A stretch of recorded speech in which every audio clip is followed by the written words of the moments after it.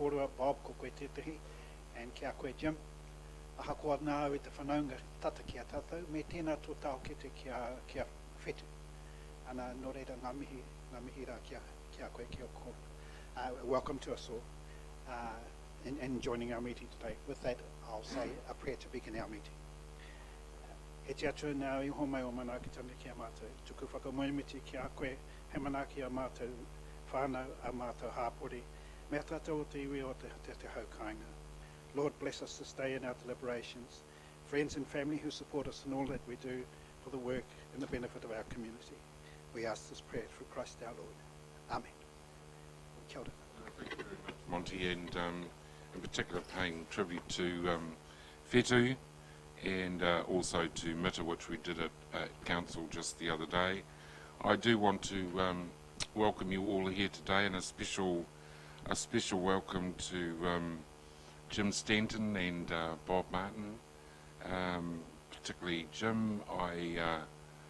When I first got elected to council, 27 years ago, Jim and his wife Mary and the people out at Rotorua certainly supported me, and I've always honoured you for that. And to Bob Martin, who was recently elected to the Rural Community Board, and Jim, of course, to the Lakes Community Board. A special welcome to you both. Raj isn't here, so I can't give him a special welcome.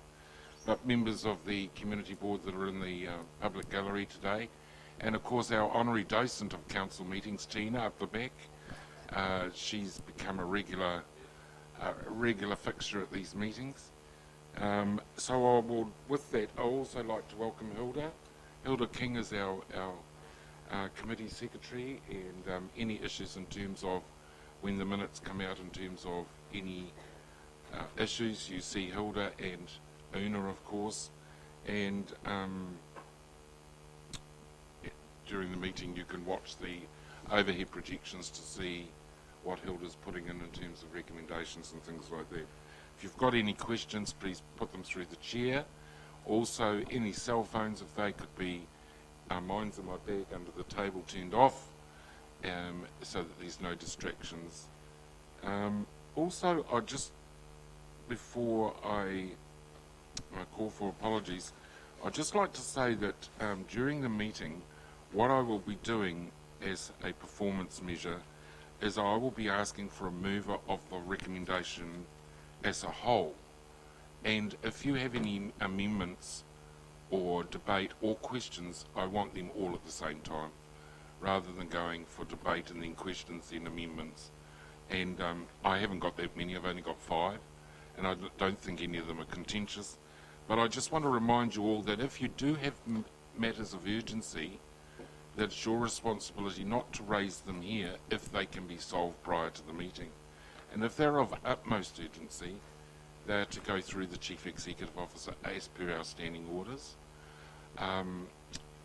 Otherwise, we clutter up the meetings with erroneous matter. I will also be keeping you to task in terms of the topics that are in front of you, and calling you into line if you go off. It's a little bit different being in the chair than being out there with you. People who speak these things should keep to them when they're in the round the table, but that's how I intend to. Indeed. So we'll call for apologies. We have one from Councillor Tania Tapsell. Do I have a mover? Moved Councillor Donaldson, seconded Mr. Hussaini Tule. All those in favour, please say aye. Aye. Against, carried. Thank you. No. Oh, you want to add? Oh, sorry. Lawiri Waru as well. Are you the mover and seconder? Quite. Oh, you're the seconder, obviously. And just to note that Peter, you're going to be departing. Yes, thank you, Mr. Chair. Just depending on how the meeting goes, I've got another appointment at 12. Thank you for letting us do that. Thank you, Peter.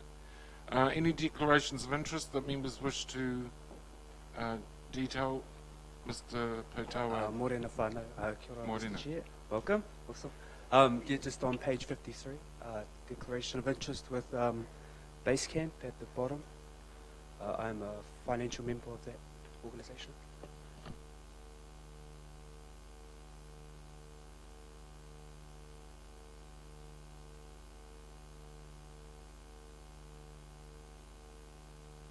group.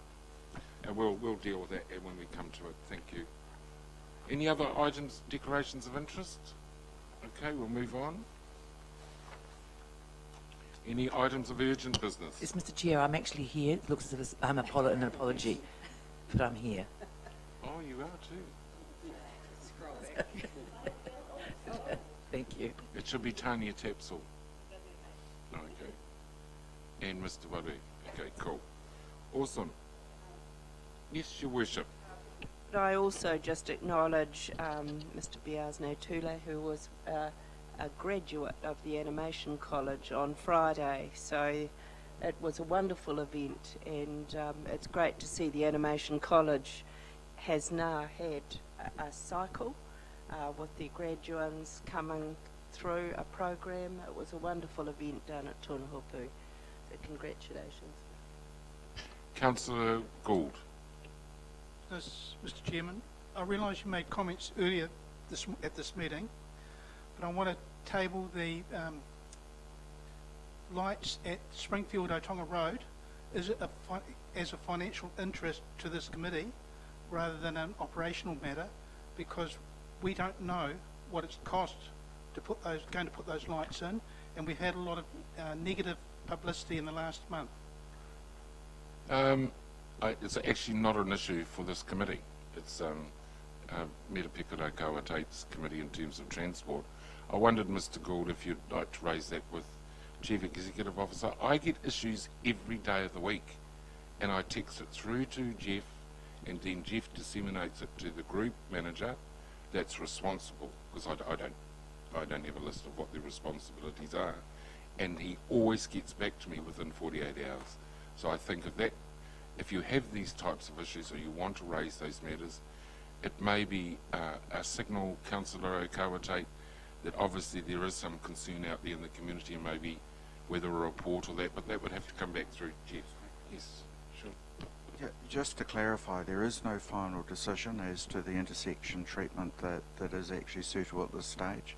What is being undertaken is a traffic study and a further consultation to look at what the options are in order to get to a final option. So there is no final decision at this point. Councillor Gould. Mr. Kumar. Thank you, Chair Besson. I actually agree with Councillor Gould on this matter. I think we probably need to look more urgently in operations and monitoring rather than transport, because it is not a transport issue. It is an issue that affects the council, and as Councillor Gould has said, there's a lot of negative publicity, and we can't shift it the way we're trying to sort of get the result. Okay, I'll make a decision from the chair. After the recommendation 5, I'll give you an opportunity to raise those matters. I wondered if Stavros could come to the meeting, and we will try and get some resolution. Obviously, it's concerning a couple of members. I've also had comment about it as well. So we'll do that under 4A, Otonga Road, roundabout. Now, you've got to remember that no decisions or recommendations can be made, just discussion. As per standing orders, you can't make a recommendation on an item that isn't on the agenda. So we'll deal with it that way, and I don't want to go into a wide-ranging issue. I think you should put it on the table what the issues are, and if staff need to go away and come back and report back to full council, let's do it that way. Okay, thank you. Yes, Councillor Donaldson. I'd just like to say that I support your earlier comment. I'm happy for a discussion to take place, but this is a matter for strategy, policy and finance rather than operations and monitoring in due course when that consultation's taken place.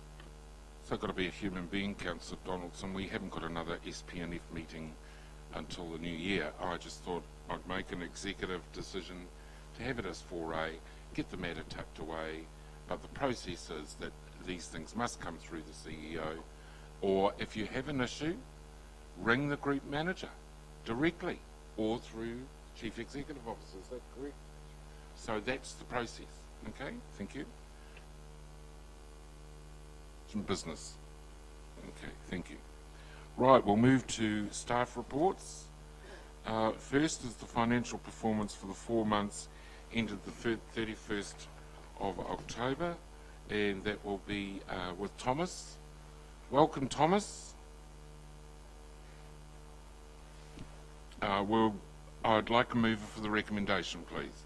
Move Councillor Rokawa Tate, seconded Councillor Hunt. All those in favour, please say aye. Against, carried. All questions through the chair. Welcome, Thomas. Thank you, Chair, and good morning, councillors and board members. Hilda, if you could just bring up the presentation.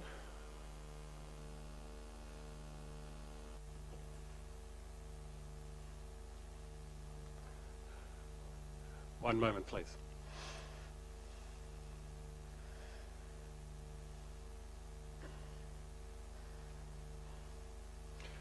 So I'll take the report as read, and we'll provide a summary and open to questions at the end. It's only about a four-page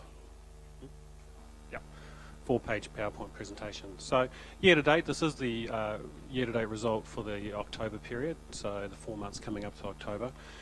So just first off, it is a tight result, so you will see that overall it's pretty much bang on budget. So, but within that as well, revenues are up, mainly due to consenting and the museum areas, but also a little bit to the rates revenue, particularly the general rate being a little bit higher than forecast.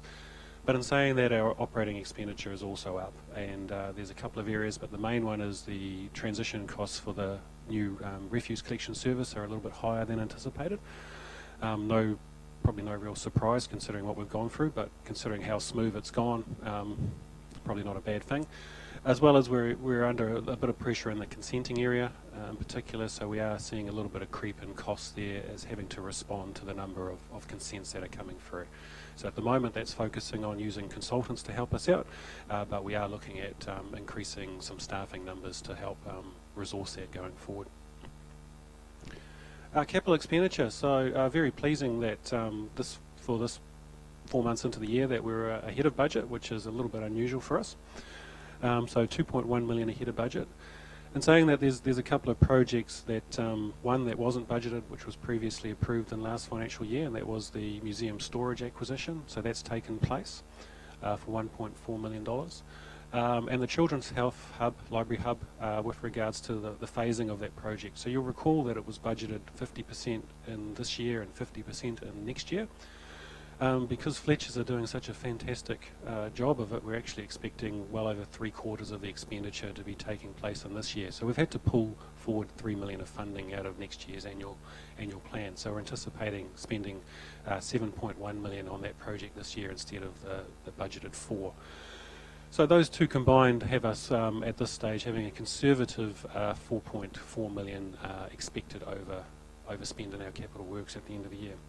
Now, as I said, that is worst case. So looking forward to the end of the year, so we expect our operating result to be on budget. We expect the trend that we've seen at the moment to continue, so revenues are expected to be up, but also operating expenses are to match that as well. What I don't know at the moment is the impact of the museum and the closure of the museum, so we'll know that more over the Christmas period. We've met with our insurers, we're trying to get a handle of what, if anything, well, you know, we anticipate from insurance, and just at the moment Stuart's working on staff redeployment and a lot of other things. So we'll come back to you at the next O&M in the new year and give you an update of what impact that may have. As I said, capital expenditure, probably worst case looking at a 4.4 million over budget, down to those two projects that we talked about as well. So when you piece that all together, we're anticipating no new borrowings, but what we are looking at is probably an erosion of our cash reserves by a further $4 million on more than what we were planned. So it undoes a little bit of the good work that we've done in the previous years. So that's not ideal, and it's obviously not something that I'd like to see happen. So we are working at the moment on ways to mitigate that. And ways to mitigate that will include potentially bringing a paper to council to sell our carbon credits in the new year. So that's likely to be about $1 million a year. We've got two significant property holdings that have interest in it at the moment, and so we're exploring that, and we're going through some work on that one at the moment. And so if those come off, if 2 of those 3 come off, then we should be in a position where that worst case or that conservative view that I'm telling now won't happen. But we will bring that to you in the new year, and obviously we'll allow the committees, or the committee will make a decision as to whether those mitigation options are acceptable or not. That's it, Chair. Just one thing to elaborate on, particularly for Raj and the new members. The goal in the budget was to sell. Are we on track to meet the sale of assets budget or do you think we'll exceed that with your last comment? Yeah, we achieved that in the first week of the new financial year. So the goal was $1 million, and we sold 1.2 million in the first week. So, yep. These other ones you just mentioned are additional to These will be additional, yes. Okay. Any questions? We'll go around the table. Councillor Kent. Thank you, Mr. Chairman. Through you, Thomas. I'm a bit of a loss. We finished the year, if I remember correctly, with $12 million in capital reserve, primarily caused by $12 million worth of capital expenditure that hadn't taken place. So why are we going to be in a shortfall situation? Because you're signifying here that we're going to be looking at increasing borrowing because of a lack of available funds. Can you explain that, please? I think I know what you mean. So last year, yes, you're right, we did end the year 12 million better than budget. So rather than borrowing 7 million, we ended the year with increasing our cash holdings. That was the 12 million. Obviously, that was last year, and this is this year. So none of that flows through into this year. So you can't really tie the two together. So some of that, yeah, that's all I'm going to say. Excuse me, but if you have a cash surplus at the end of last year, that flows through into this year. That is correct, Councillor, and as I said, in the report, we're anticipating an eroding those cash reserves, which we helped build last year. Using the cash reserves as a buffer. Correct. So within the annual, Yes, carry on. The annual plan this year has us already using 3 million of cash to fund our capital works. So there was no intention of borrowing, but there was always an intention to use up some of those cash reserves which were built up over the last 2 years. What I'm signalling here is that if we end up on the result that we're doing this, we will erode our cash reserves even further on top of that. So we'd always plan to use 3 million of cash, but we may end up using another 4 million. The proviso that you may end up with extra income from the sale of those assets that you mentioned before that would strengthen our buffer even further. Correct. So what I'm indicating is a very conservative result, but we'll be doing everything in our power to make sure that that we will look to maintain our cash reserves and look to find other funding sources to bridge the gap. Yes. Other questions, Councillor Kent? Okay, Councillor Kawate. Yes, thank you, Mr. Chairman. Thomas, it's around the museum, and I know it's hard to predict what that's going to cost us at this stage. But and you mentioned the insurance, and you're in discussions with our insurer. How well are we actually insured with the museum? And is it going to be helpful in the long term, getting hopefully a good payout? Yeah, look, so at the moment, as we've indicated before, and it's important maybe to reiterate to everyone, because there's some comments going out there that we can't afford to repair this. So we're still undertaking work to understand what it's going to take to repair. So we've seen the damage, the engineers are there, and they're trawling through every nook and cranny to understand the extent of the damage. Once that's understood, then they'll prepare a plan of how to fix it.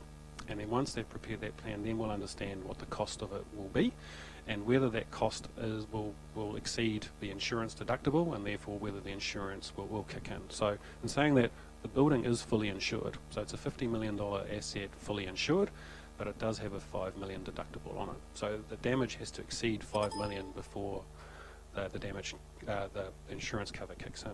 On top of that, we also have business interruption, which pays or provides for loss of income. So with the museum being closed and the loss of income, so that's also on the same deductible. So it's a combined deductible. So when the combined repair costs and loss of income exceeds the deductible, that's when the insurance will kick in. So the insurance companies have been made fully aware. They've elected not to provide a loss assessor at the moment. So we're just working through our broker Aon and keeping them in the loop. In saying that as well, as you recall, our long-term plan does have $20 million set aside for earthquake strengthening work, and that was across a number of multiple sites. Now obviously the eyesite's underway and that'll use up 2.2 million of it, and the rest of it was available for the museum and the convention centre. So there may be a decision going ahead as to whether to prioritise that or not, and how much of that will be needed. So, and I'm not going to speculate at the moment as to how much change we may get out of that 20 million with regards to the museum, because as you know, it will be a significant expenditure. Thomas. Councillor Gould. I'm in the chair, Councillor Gould. Thomas, with the library hub, 3 million brought forward, we've advised earlier this year that it was going to cost 12.8 million. 4 million was to come from the health board, that's 3.5 from the health board and half a million from RET, and the balance was going to come from the council's 8.8 million. Is that project on budget? And two, when are you going to draw funds, when are you going to request funding from the health board or the RET over the $3.5 and half $1 million from RET? Very topical question. So the project is on budget and is actually likely to end under budget. We're in discussions at the moment with the DHB with regards to the timing of the drawdown of those funds. Our thinking at the moment is, and we're just trying to get a better understanding from Fletcher's of the timing of the work. A lot of the work associated to the fit out of the DHB area is likely to be in the next financial year. So it may be that the drawdown of those funds may not take place until the new financial year, but we're just working through that to see how much will be this year and how much will be next year. And Councillor Gould? Was there another question too? No. Okay. Thomas, just in terms of that, does the DHB pay for their fit out? Yes, they are. Yes. Councillor Maxwell. My question is just around the, and this through the chair might be to Thomas as well as the CEO, with the acquisition of the museum offsite storage, 1.4 million. Is this because of a leasing arrangement that this is the better way to go? The actual acquisition? Thomas? That's exactly it. So we did the numbers, and over the long term, we're much better off acquiring the site. Yes. You may not have been at that meeting. We collectively made that decision. Was it September? I think it was, Thomas. Or it might have been August. Yeah, it might have been a bit earlier than that. Yeah. And the options were put in front of us in terms of going for another lease or purchasing the building, and obviously having it as an asset was the best option. And it went through unanimously. Yeah. I think you were in China, that's right. Okay, any further questions? Okay, we'll move on to item 2 on page 9. Would someone like to move that the report non-financial performance for the 3 months ended 30th September 2016 be received? Councillor Kent, Councillor Okawa-Tate. I did. And I passed it. Yeah. Carry on? Okay. So we've got the mover was Councillor Kent, seconded Councillor Okawa-Tate. All those in favour please say aye. Against, carried. Right, Thomas again. Welcome, Thomas. Thank you, Chair. I will take the report as read. It is a rather comprehensive report, so I'll just touch over it. So the performance measures are those that are set out in the long-term plan. A couple of those have changed due to the amalgamation of Destination Rotorua Marketing and Grow Rotorua. But overall, 45 out of the 60 performance measures are on track for being achieved at the end of the year, with 15 needing some attention.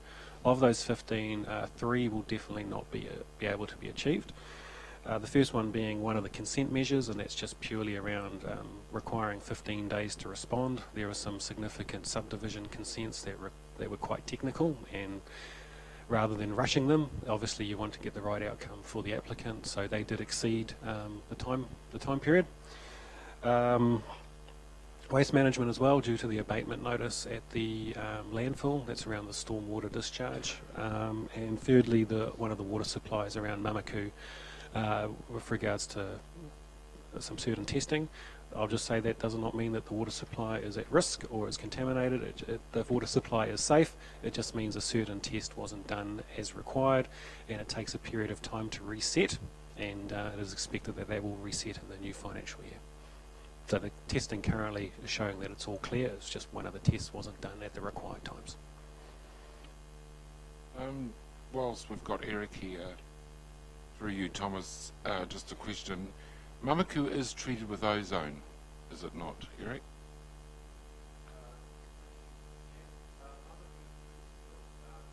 Yes.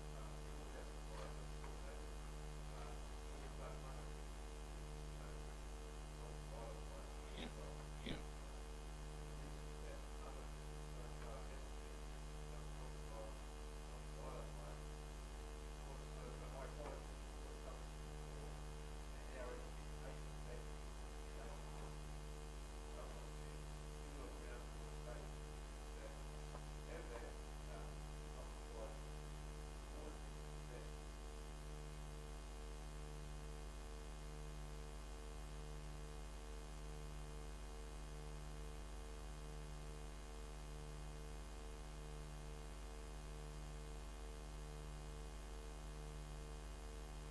Thank you for that update, Eric. So, just to repeat that, ozone is UV is not required at Mamaku at this stage. But Eric, some of us are a little bit nervous because that's what they said at Hastings as well. So, I think we need to be cognizant of what that does mean.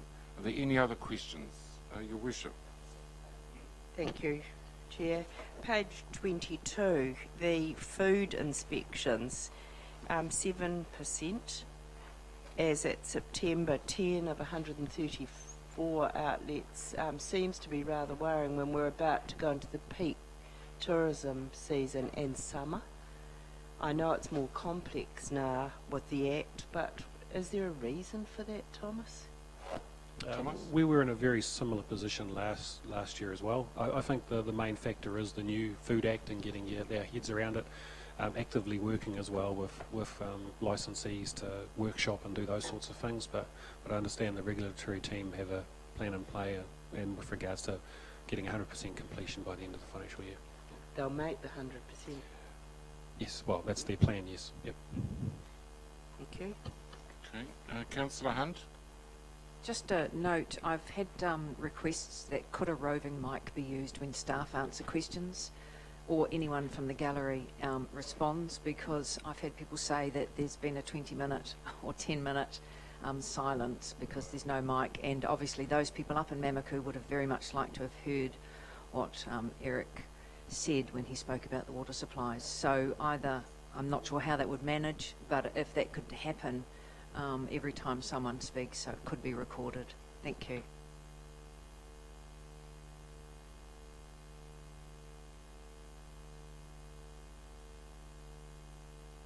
Any other question? I've got to get used to this habit of these damn mics. Yes, Councillor Gould. Chairman, inner city services, with the Christmas tree being put up a few weeks ago, looks rather nice. What did the extra decorations cost? Am I twisting the rules a little bit? Are you going to rule me out of order because it's on page 10 we just got inner city services with just the public toilets mentioned. An answer for you, Councillor Gould? Through Mr. Chair, it cost us about 5,000, and if you recall last year we reported obviously that when we had to go into that emergency mode of replacing the damaged Christmas tree which had fallen down the year previous, we'd also taken the opportunity to discard some of the older lights and some of the wrapping that had been damaged as well and was starting to look pretty poor. So this year, since we had time and it wasn't a few weeks out from Christmas, we had the opportunity to make sure we got some proper decorations and obviously the green tinsel and the backfill to make sure it was solid. So that total cost us about 5,000. Question. To do with road safety on page 29, concerning 15-16 over 14-15, your serious injuries have gone from 8 in 14-15 to 17 and 15-16. Does that mean the maintenance of the roads was not kept up to date because of the more serious injuries? I don't think there's any correlation between that, Councillor.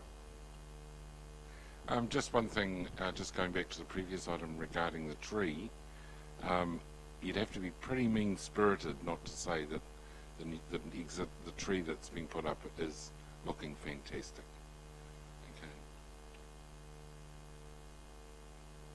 Okay. Thank you, Mr. Chairman. Just reading through this reminds me of a question I missed earlier, but I'll raise the issue now, and that is with respect to the CCOs. When are we actually going to receive the financial results for the CCOs from the last financial year, please? Thomas? For you, Chair, there is a summary of each of them in our annual report down the back end. I'm happy to point. I'm talking about the full financial results, please. However, order, please, Councillor King. If councillors wish, we can make them available. Some of the CCOs have them available on their websites, but we can collate them and provide copies to any councillor that wishes to have a copy. I think we should, if you could send an email out to all of us with those. If you wish, we will collate and send each of you a pack. I think it's good business. Yep, that's fine. Good practice. Thank you, Councillor King. Your worship. Page 27, Thomas. I just want to make a plug for the janitorial services. We're heading into summer, and it might be something that we need to put out on our council line because people are going to find that the toilets have been spoiled rather more frequently, especially around all our rural sector and the lake properties. And the janitorial staff at the Christmas function on Friday night told me it's just hard work, and they should be congratulated. They take a real pride in their work. But I think for the public, if they could ring an 0800 line so that we can send someone out when we find that it's just more frequently used over the summer months that we're heading into, that would be a help. But a plug to them because they're very proud of their job and they were dying to tell me about it, and that was nice to hear from a CCO member. Thank you. Councillor Bingley. Thank you, Mr. Chairman. Just on page 29, I just call into question your, I guess, this target of 98% on footpaths. Having attended an access meeting last week and taken the point of walking a few streets and footpaths, and I've got to say that there's no way that we're retaining 98% satisfaction from the standard of reinstatement, or in fact the amount of tripping hazards that are occurring. And I would like to see some staff member made responsible for getting it fixed. I suggest I'll pass that on to Stavros Michaels and I'll get him to get in touch with you with regards to those specific incidents you're referring to. Yep. I think it's a particular standard. Yes. Willie? Okay, we'll ask Stavros when he comes. Thank you, Peter. Yes, Your Worship? Supplementary on that. Councillor Bentley, did they raise which ones concern them the most? That might be quite helpful back to Stavros. The Lakes Board and I remember last year told us their priorities, and that was hugely helpful for us to look at expenditure and repairs. If they've got a really problematic, did they raise that at your disability committee? Yes, they did raise it with us, and went to the extent that they did one city block and found 40 different problems where it was either unsatisfactory, sunken paving, tripping hazards, loose paving. But if you want a complete list, you'll have to employ me to do it. Yeah, and Councillor Bentley is correct. Also at some of the suburban shopping centres, like Nongataha, Otonga, Springfield, St Andrews, there are particular issues in terms of mobilities and those sorts of things. So I think that's work in progress, Your Worship. Thank you for raising it. Thank you, Councillor Bentley. Any further questions? Mr Stanton. Thanks, Mr Chair. Page 36. relating to water supplies, and specifically to complaints. The complaints are very low, but I'm wondering whether those complaints emanate from the Eastern Supply, and we have an interest in that because in the past it has been noted that the Eastern Supply has a capacity problem from time to time, and that has been advanced as a reason that it may not be suitable to put in further water supplies beyond Cookson Road, notwithstanding the fact there's an extraterritorial supply to Brunswick. I specifically asked that question around the possibility of future supplies to West Rotorua. And are the 22 continuity complaints related to that, please? Thank you, Mr. Court. Welcome, Eric. Thank you, Mr. Chair. Just in response to that, the results that we have are over all supplies. There is no specific capacity problem at the present time affecting operational supply in any one particular supply. This is just in relation to mostly things like a break or a leak that cuts the water off to somebody temporarily. They call up, they report it, and it's fixed. So although the Eastern Supply and all supplies have their limitations in relation to future growth, there is no particular problem at the present time affecting service on any particular supply. Mr. Stanton, did you have any further questions? I was particularly interested in the flow complaints, pressure and flow complaints, because that was the reason advanced for the Eastern Supply lacking in capacity, and there was mention on the bus tour of the possibility in future in relation to Regional Plan Change 9 of putting in another reservoir out in that area, and I'm wondering whether in fact there is a problem somewhere along the line with the Eastern Supply source in terms of capacity. Mr. Court? I guess once again, all supplies and all sources and networks have their limitations, so we can't expect that unlimited growth will be able to be catered for, but we did do work a number of years ago to bolster that particular supply. Quite a few years ago there were problems during the summer with pressures and flows, but again these are just related to faults that arise and that are repaired. The problems that are occurring now are just that.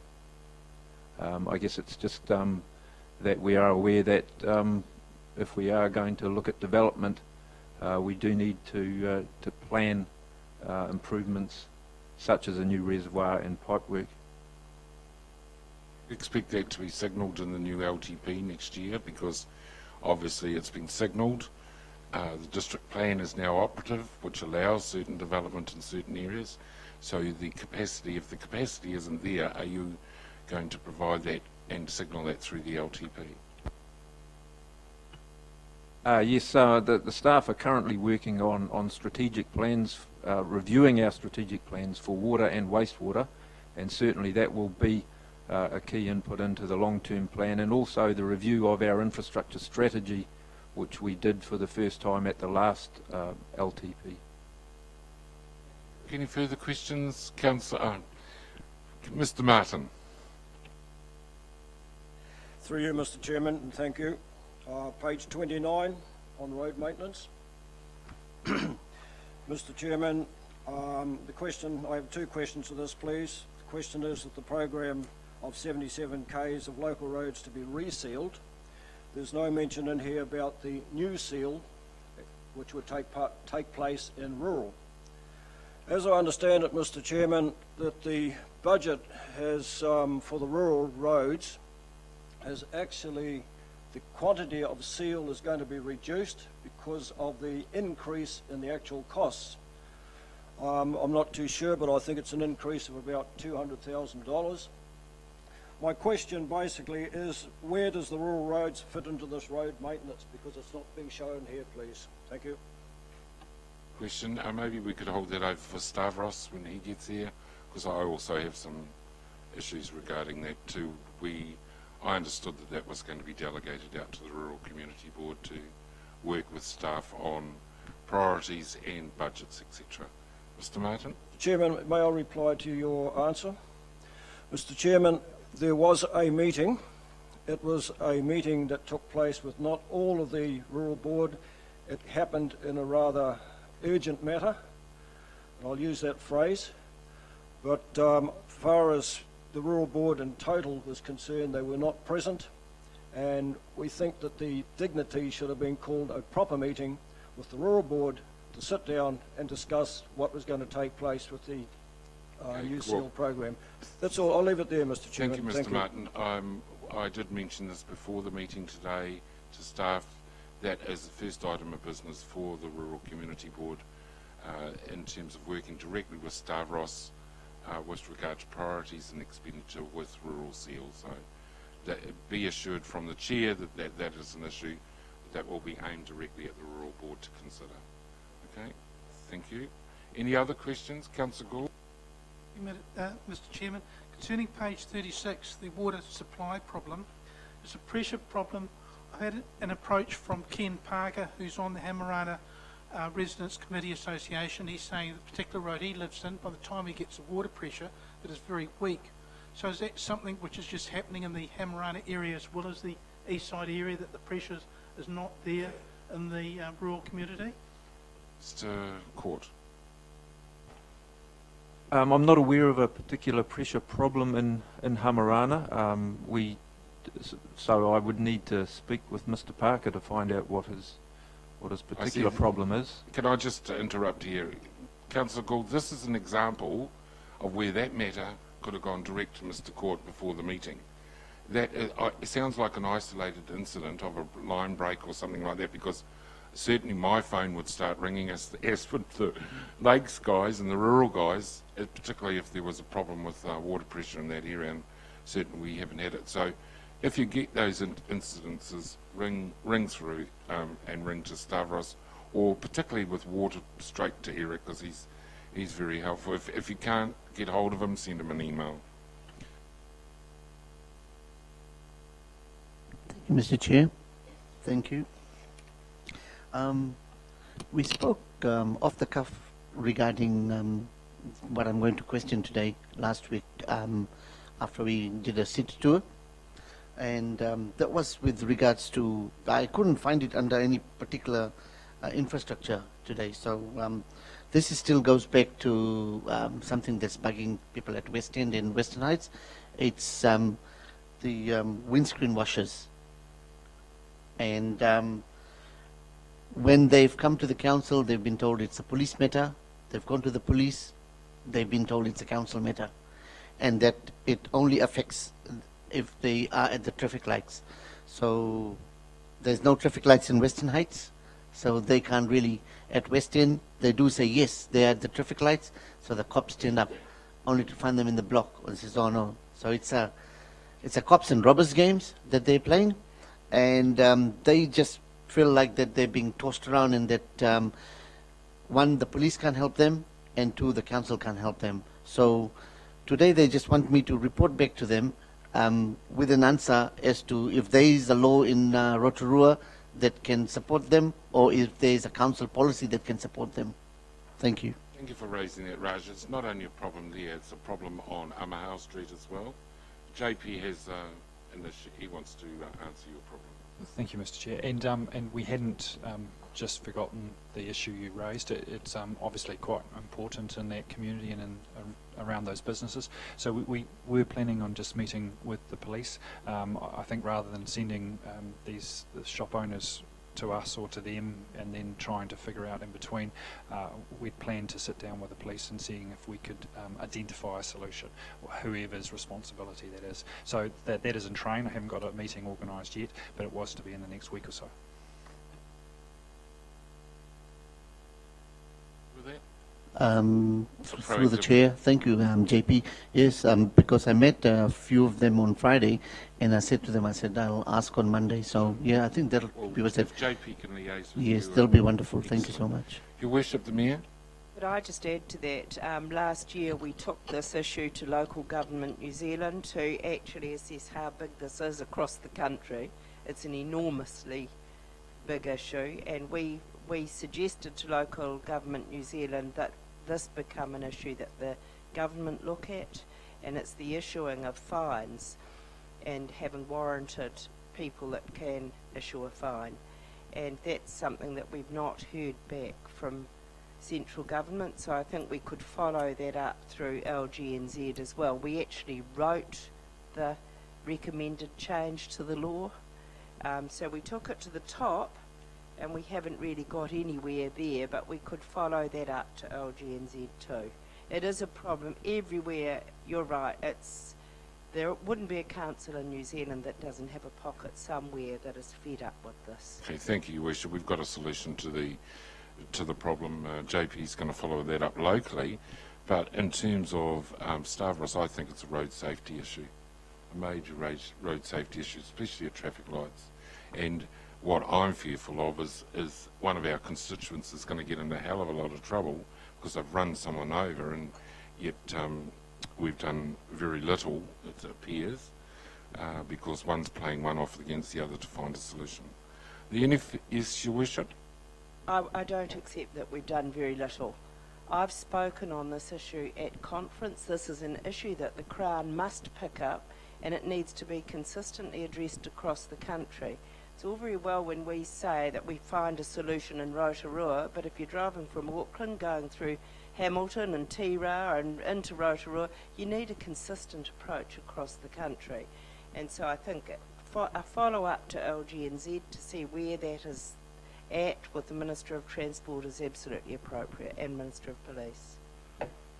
Happy with that approach, Councillor Kumar, that JP meet locally with police. The Worship follows it up with LGNZ to find out where we're at in terms of the last remits and whether that approach is effective. Yeah, but thank you, Chair. I can see Councillor Kumar's frustration. It's been going on for ages and ages, and needs What to I'm be trying to sorted. say is that if a fine is imposed, what are we going to take? If you impose a fine on somebody not paying their fines for parking tickets and stuff, you can take their car.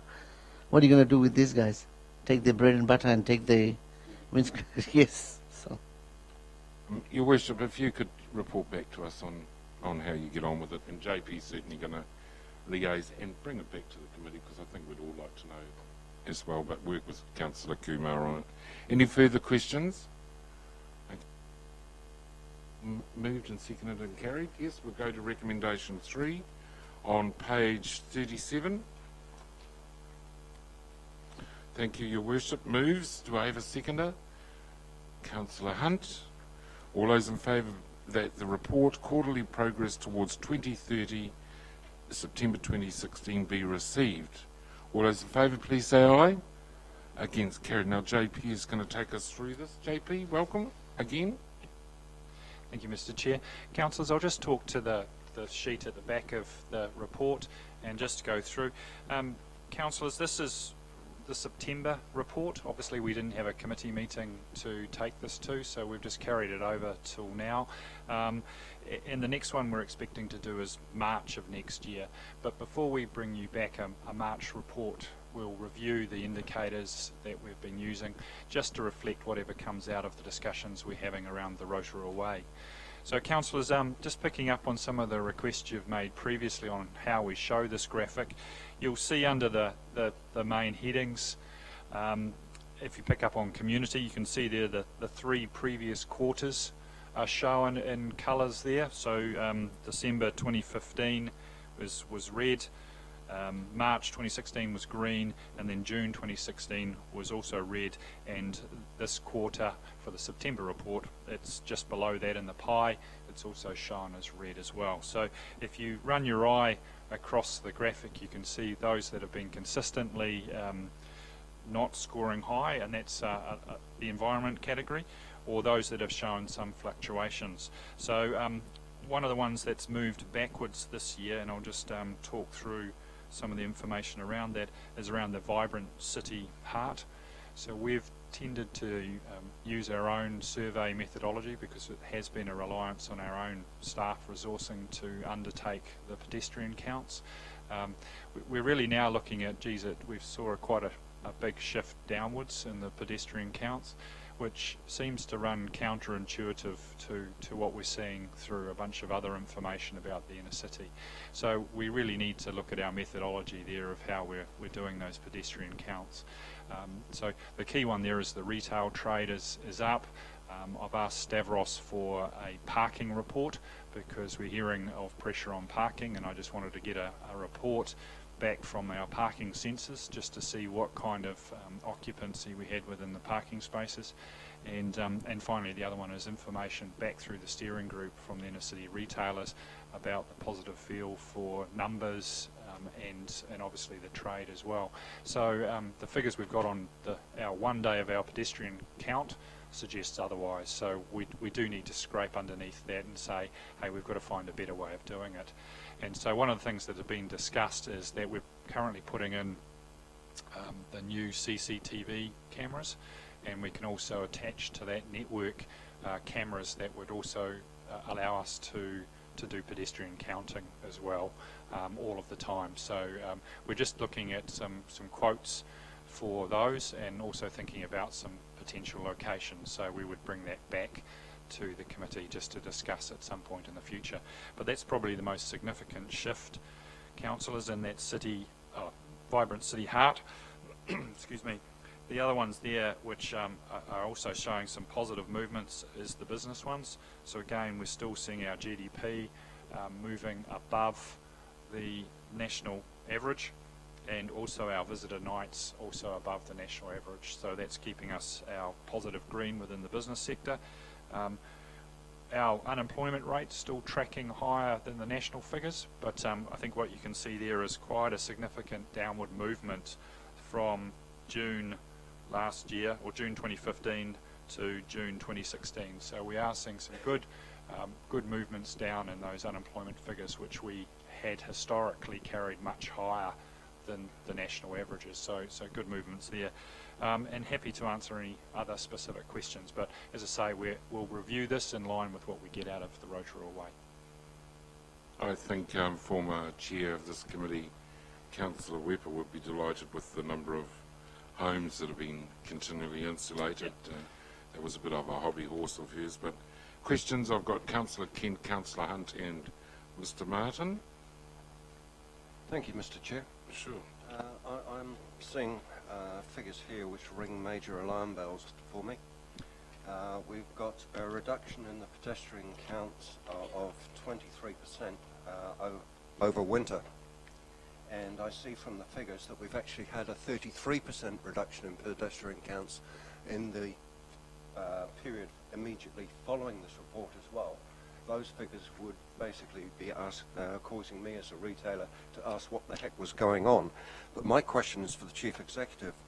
The question is, these figures, 23% down on the pedestrian counts in winter, were taken on Friday the 12th of August 2016 according to this chart.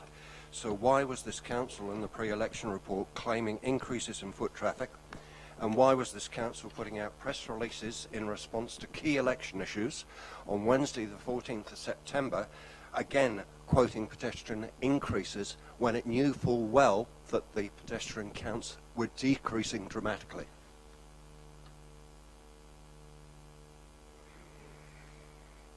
I think the question about the pre-election report is in regard to the source of the information that's required for the pre-election report. The pre-election report is drawn from our annual report, so the audited document. The actual dates of this count was in fact the day it was counted. Again, there is a number of staff that undertook that work. They would have collated that information. They would have looked at it. They would have checked their methodology. and so it's not a case that it was available on about the 4th. So again, this is the first time this information has come up, so the staff would have worked through that over the next couple of months and putting this together, and then simply waited until it was ready to go to a council committee, so it hasn't been to the executive prior to this.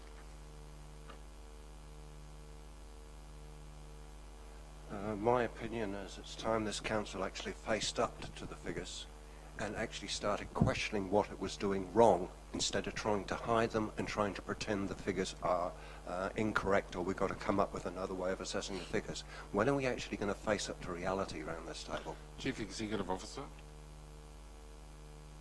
Councillors, the pre-election report reported information that was available at the time that it was collated. There is no non-disclosure of information here. This is just simply a question about when information is available for a particular purpose. It will take that information and make it available. This is all about timing. You can't retrospectively go back and say information at the time was wrong because of subsequent information comes available to you. It's actually about taking what you have at that time and making it available for the reports that are to be disclosed. So that's the long and short of it here.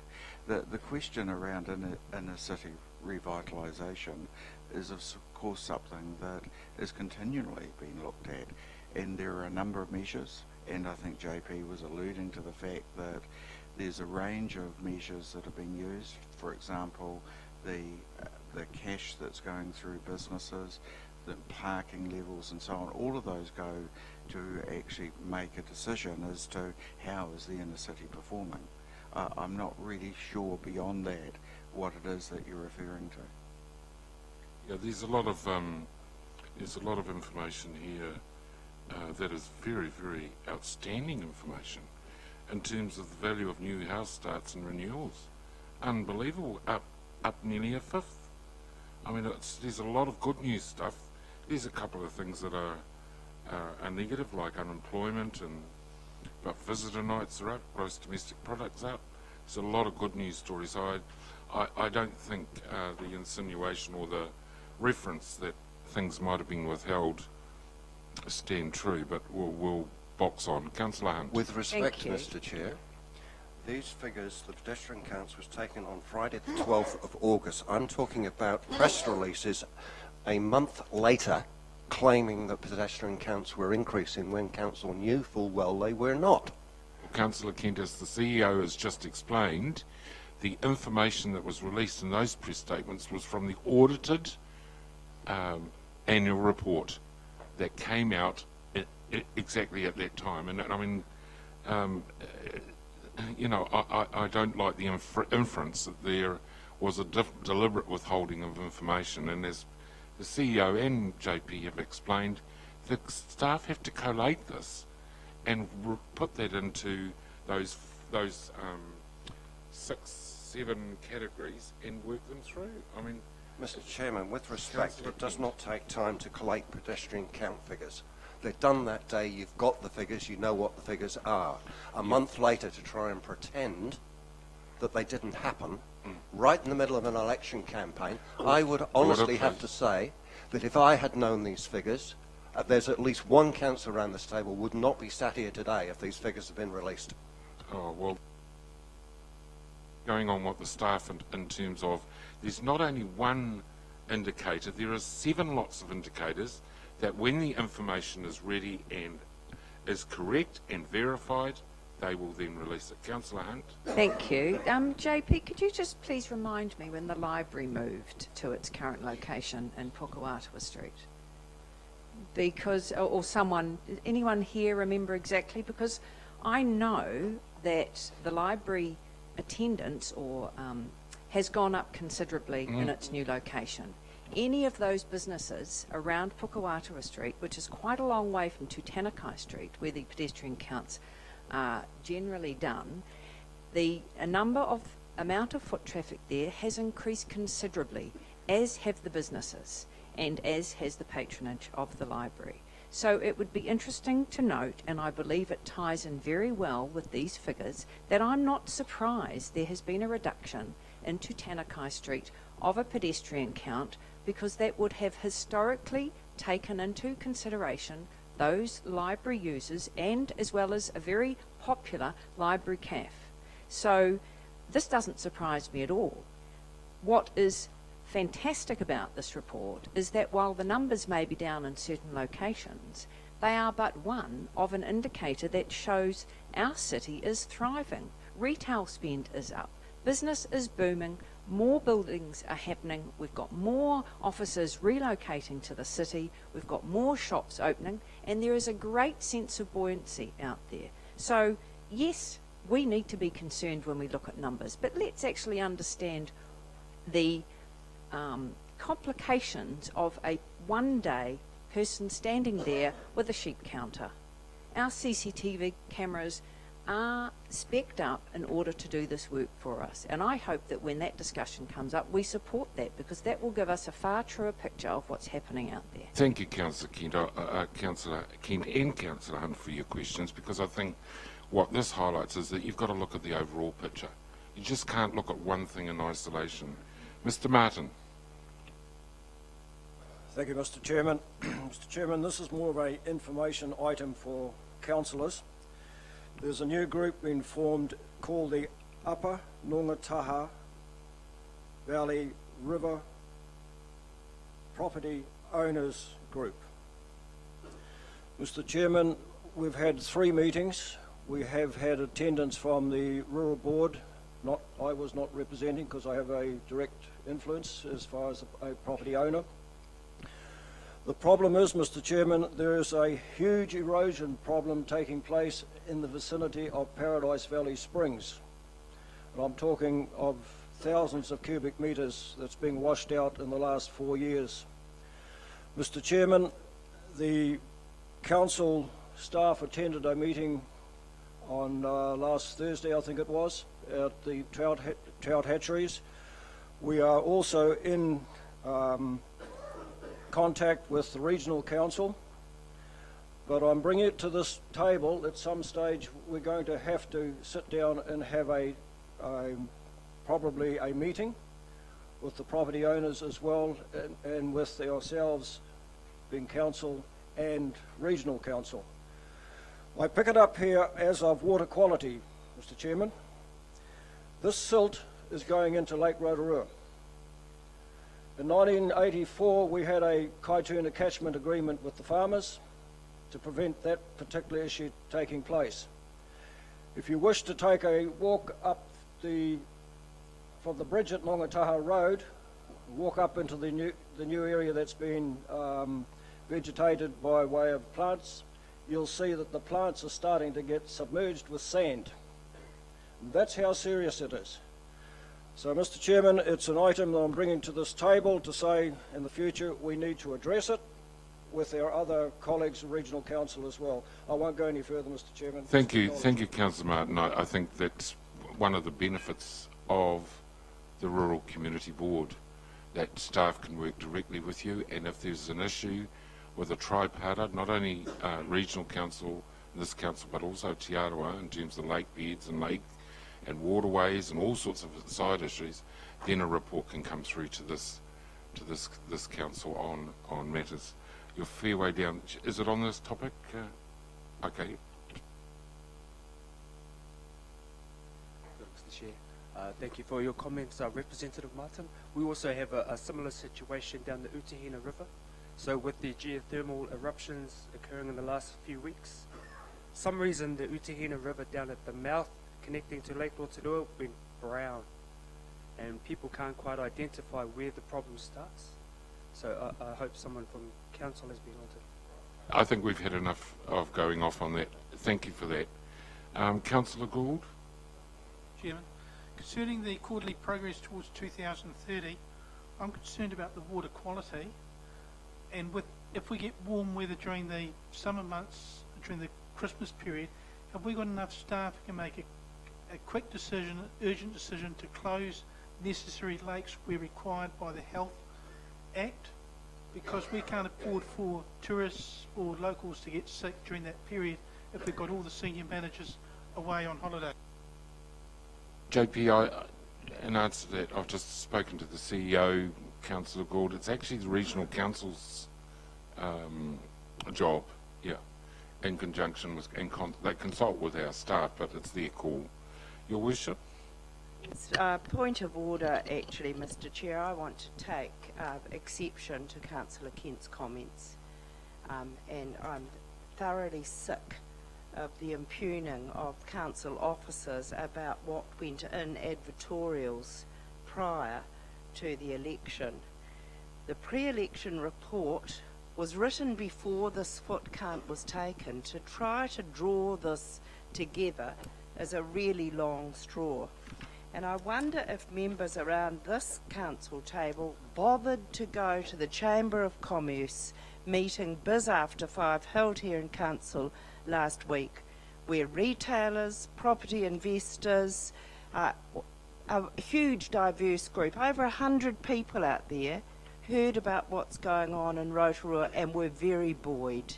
I just think we've got to forget about these allegations that council staff withheld information in the advertorials on the pre-election report prior to this foot count being taken is just absurd. I thought we were going to move on. We're moving on into the post-election period now, where we're looking for the first time at the quarterly progress report. I think they're great indicators. We haven't said that we're not taking any notice of the inner city. In fact, the workshops that I attended on the Rotorua Way were that we must keep our foot on the pedal on the inner city revitalisation so that we get the very responses that we want about relocated businesses, investment into the heart of the city and continued investment in the heart of the city. So I take exception and I ask Councillor Kent to withdraw and apologise. Would you acquiesce with that explanation? Would you consider withdrawing and apologising? Mr. Chairman, no. Okay, thank you. We'll move on. Councillor Donaldson? I think it's been said by Councillor Hunt and by Her Worship, but you know, I think Councillor Kent would struggle to find a retailer with alarm bells going off when retail spend is up 4.7%, and that's just my. Okay, well we've an opportunity to speak. I too went to the Business After 5, and I heard nothing other than positive outcomes, and they are asking that Councillor Hunt carry on with the stakeholders in the central city, but there is also a need, Councillor Hunt, probably to spread your wings a little bit further out into the Nongatars, the Ofotas, the Springfields and the other areas, because they also deserve, they're ratepayers and they also deserve some vibrancy as well. So. Your Chair. Councillor Kumar, I knew we'd get a reaction. Springfield's doing just fine at the moment. We got light issues. Big roundabout there, that'll sort it out.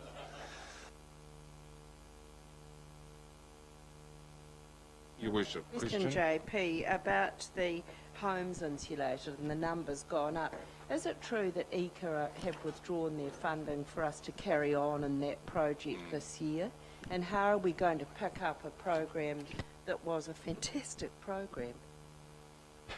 Through Madam Chair, yes they are, so they're concluding that program. We're still in conversations with the Regional Council, who sort of see home insulation as being an important element within their air quality work.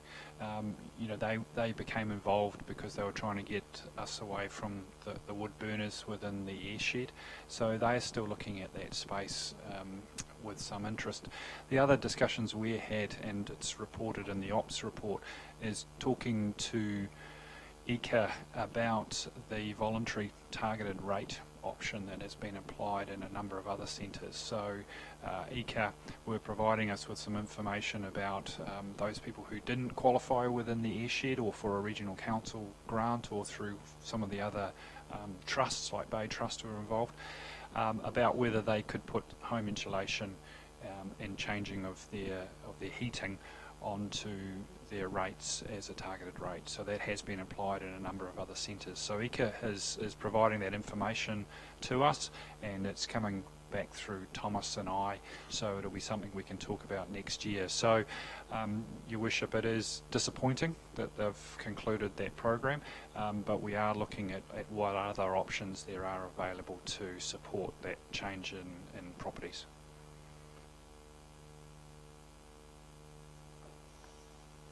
Kia ora, Mr. Chair, sorry to be a geek and technical, but what was the ruling on the point of order, please? I heard one, but I didn't hear. Well, the ruling is, and quite often the chair need to take a breather and just consider what has occurred. Councillor Kent's refusal to withdraw and apologise, I think, is very serious, because what he has done, he hasn't impugned me as the councillor, but he's impugned the staff. And to say that he would not withdraw and apologise to staff impugns the integrity that staff have either willfully or unintentionally or accidentally or whatever deserve comment. So I think this is a pretty serious thing that you've done, Councillor Hunt. Councillor Kent, I gave you an opportunity to withdraw and apologise. Even if you'd withdrawn, it would have been satisfactory, because by not apologising and not withdrawing, you have left a shadow over the top of staff, and that is not their job, to willfully and deliberately withhold information. The timings of this overview were explained by Her Worship the Mayor quite currently. Nobody objected to that, so I think it's time that the CEO step in and make some comment, because your staff have been impugned. And I think this is getting out of hand, actually. Look, if I can just be very clear, I think what Councillor Kent is pointing to is the pre-election report and the contents of the pre-election report, being quite clear that the pre-election report was published prior to the collection of information that is actually now being reported on. So the information that was available at the time was reported on in the pre-election report. This information that is now being reported was not available at that time. So that's the first point. Second point is that staff also, over that period, as you know, prepared some 2016 sheets that were put into the paper, and what they were advertising was the pre-election report. They were pointing back to the pre-election report. That was all that was actually put out at that period of time.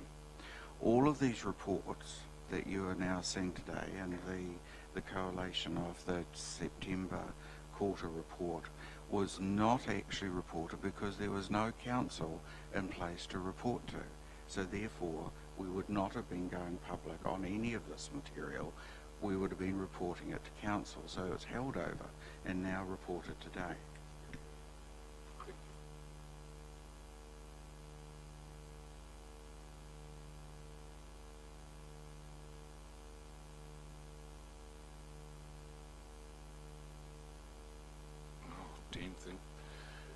We'll now move to page 42.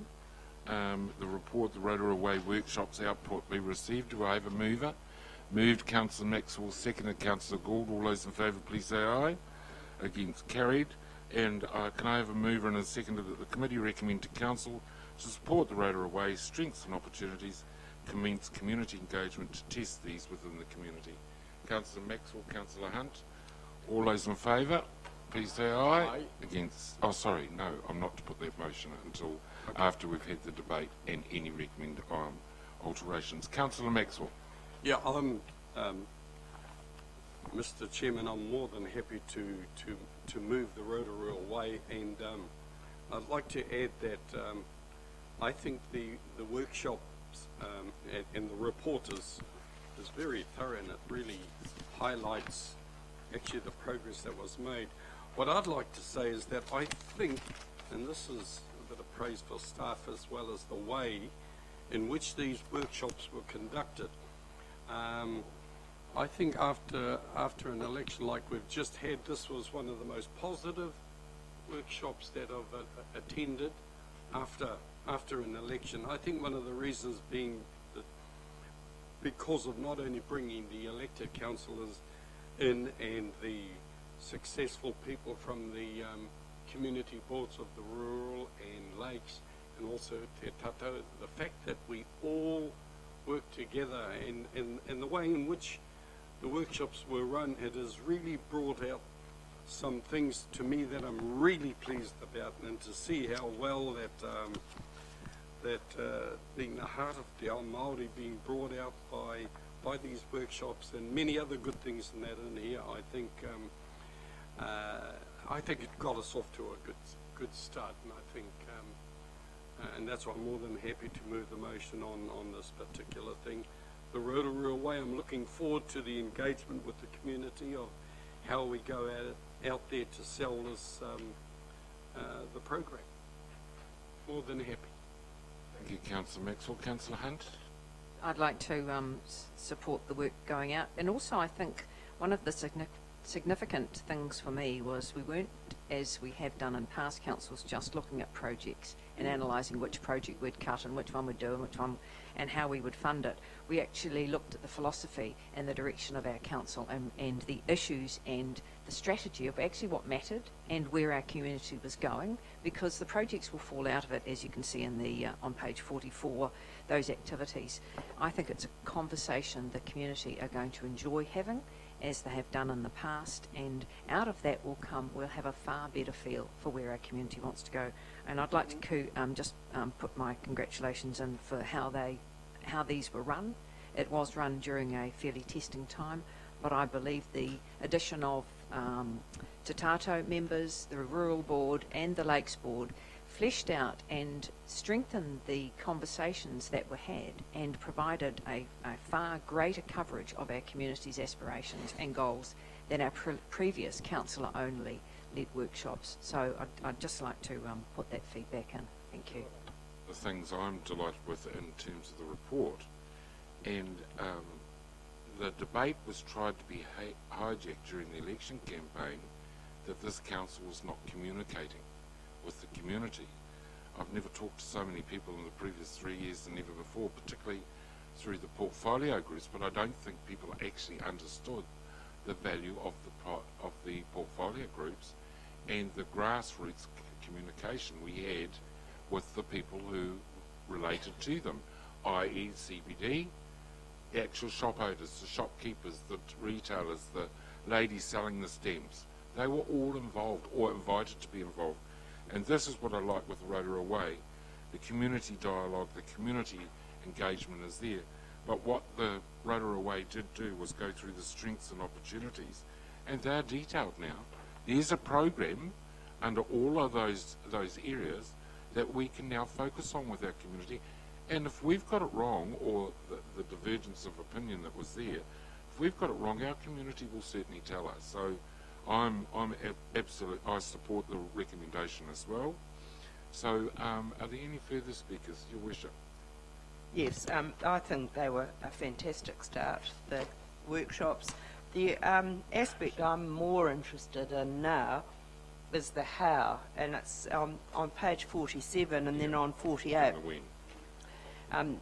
I really would love to see us, and I'm pleased to see there's money in there about digital engagement, because that's a way that people love to engage with us and feed in ideas, and out of that will come a great response. But also it's going to be incumbent on us all, top of page 48, the face-to-face meeting. So we're all going to have to get out, get around, and talk about those face-to-face meetings. And they're the aspect of, I think, the selling this proposition, so that people get that this is a chance to give us feedback.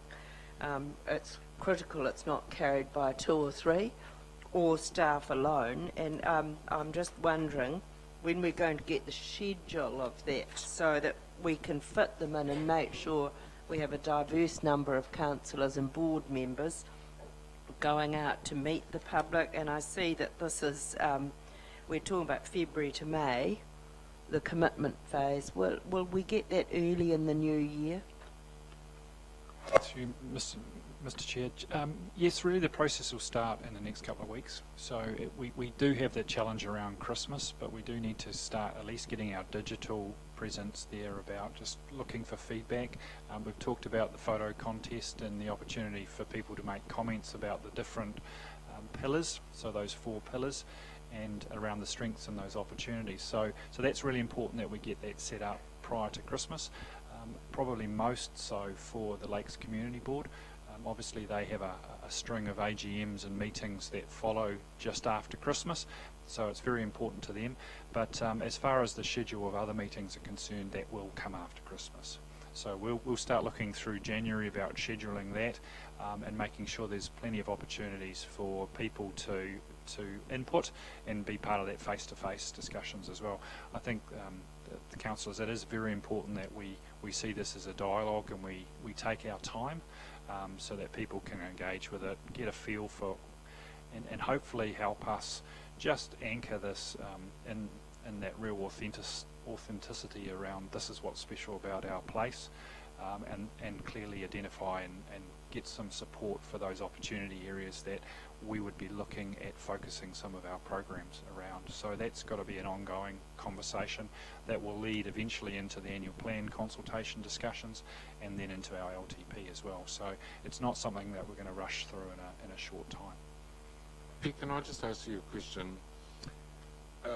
The key for me with Rotorua Way in listening to her worship and the disciples of this and the written is engaging with the young community, our youth.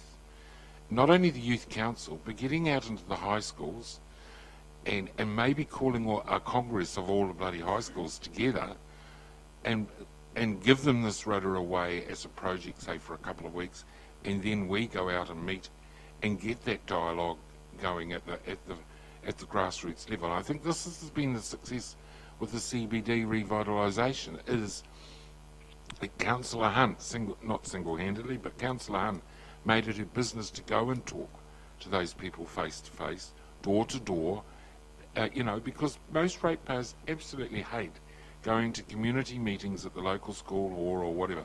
But you get them on their own turf, out in Paradise Valley or Karoa or wherever it is, you'll get that divergence of opinion to make sure that we've got it right. And as Her Worship said, as on page 48, we've got a budget there for the engagement process, and we should all jump on board and take the opportunity as individuals, as elected representatives, and I think that's where the Mayor's plea is, to front up, face to face, and discuss this thing through. Councillor Kumo.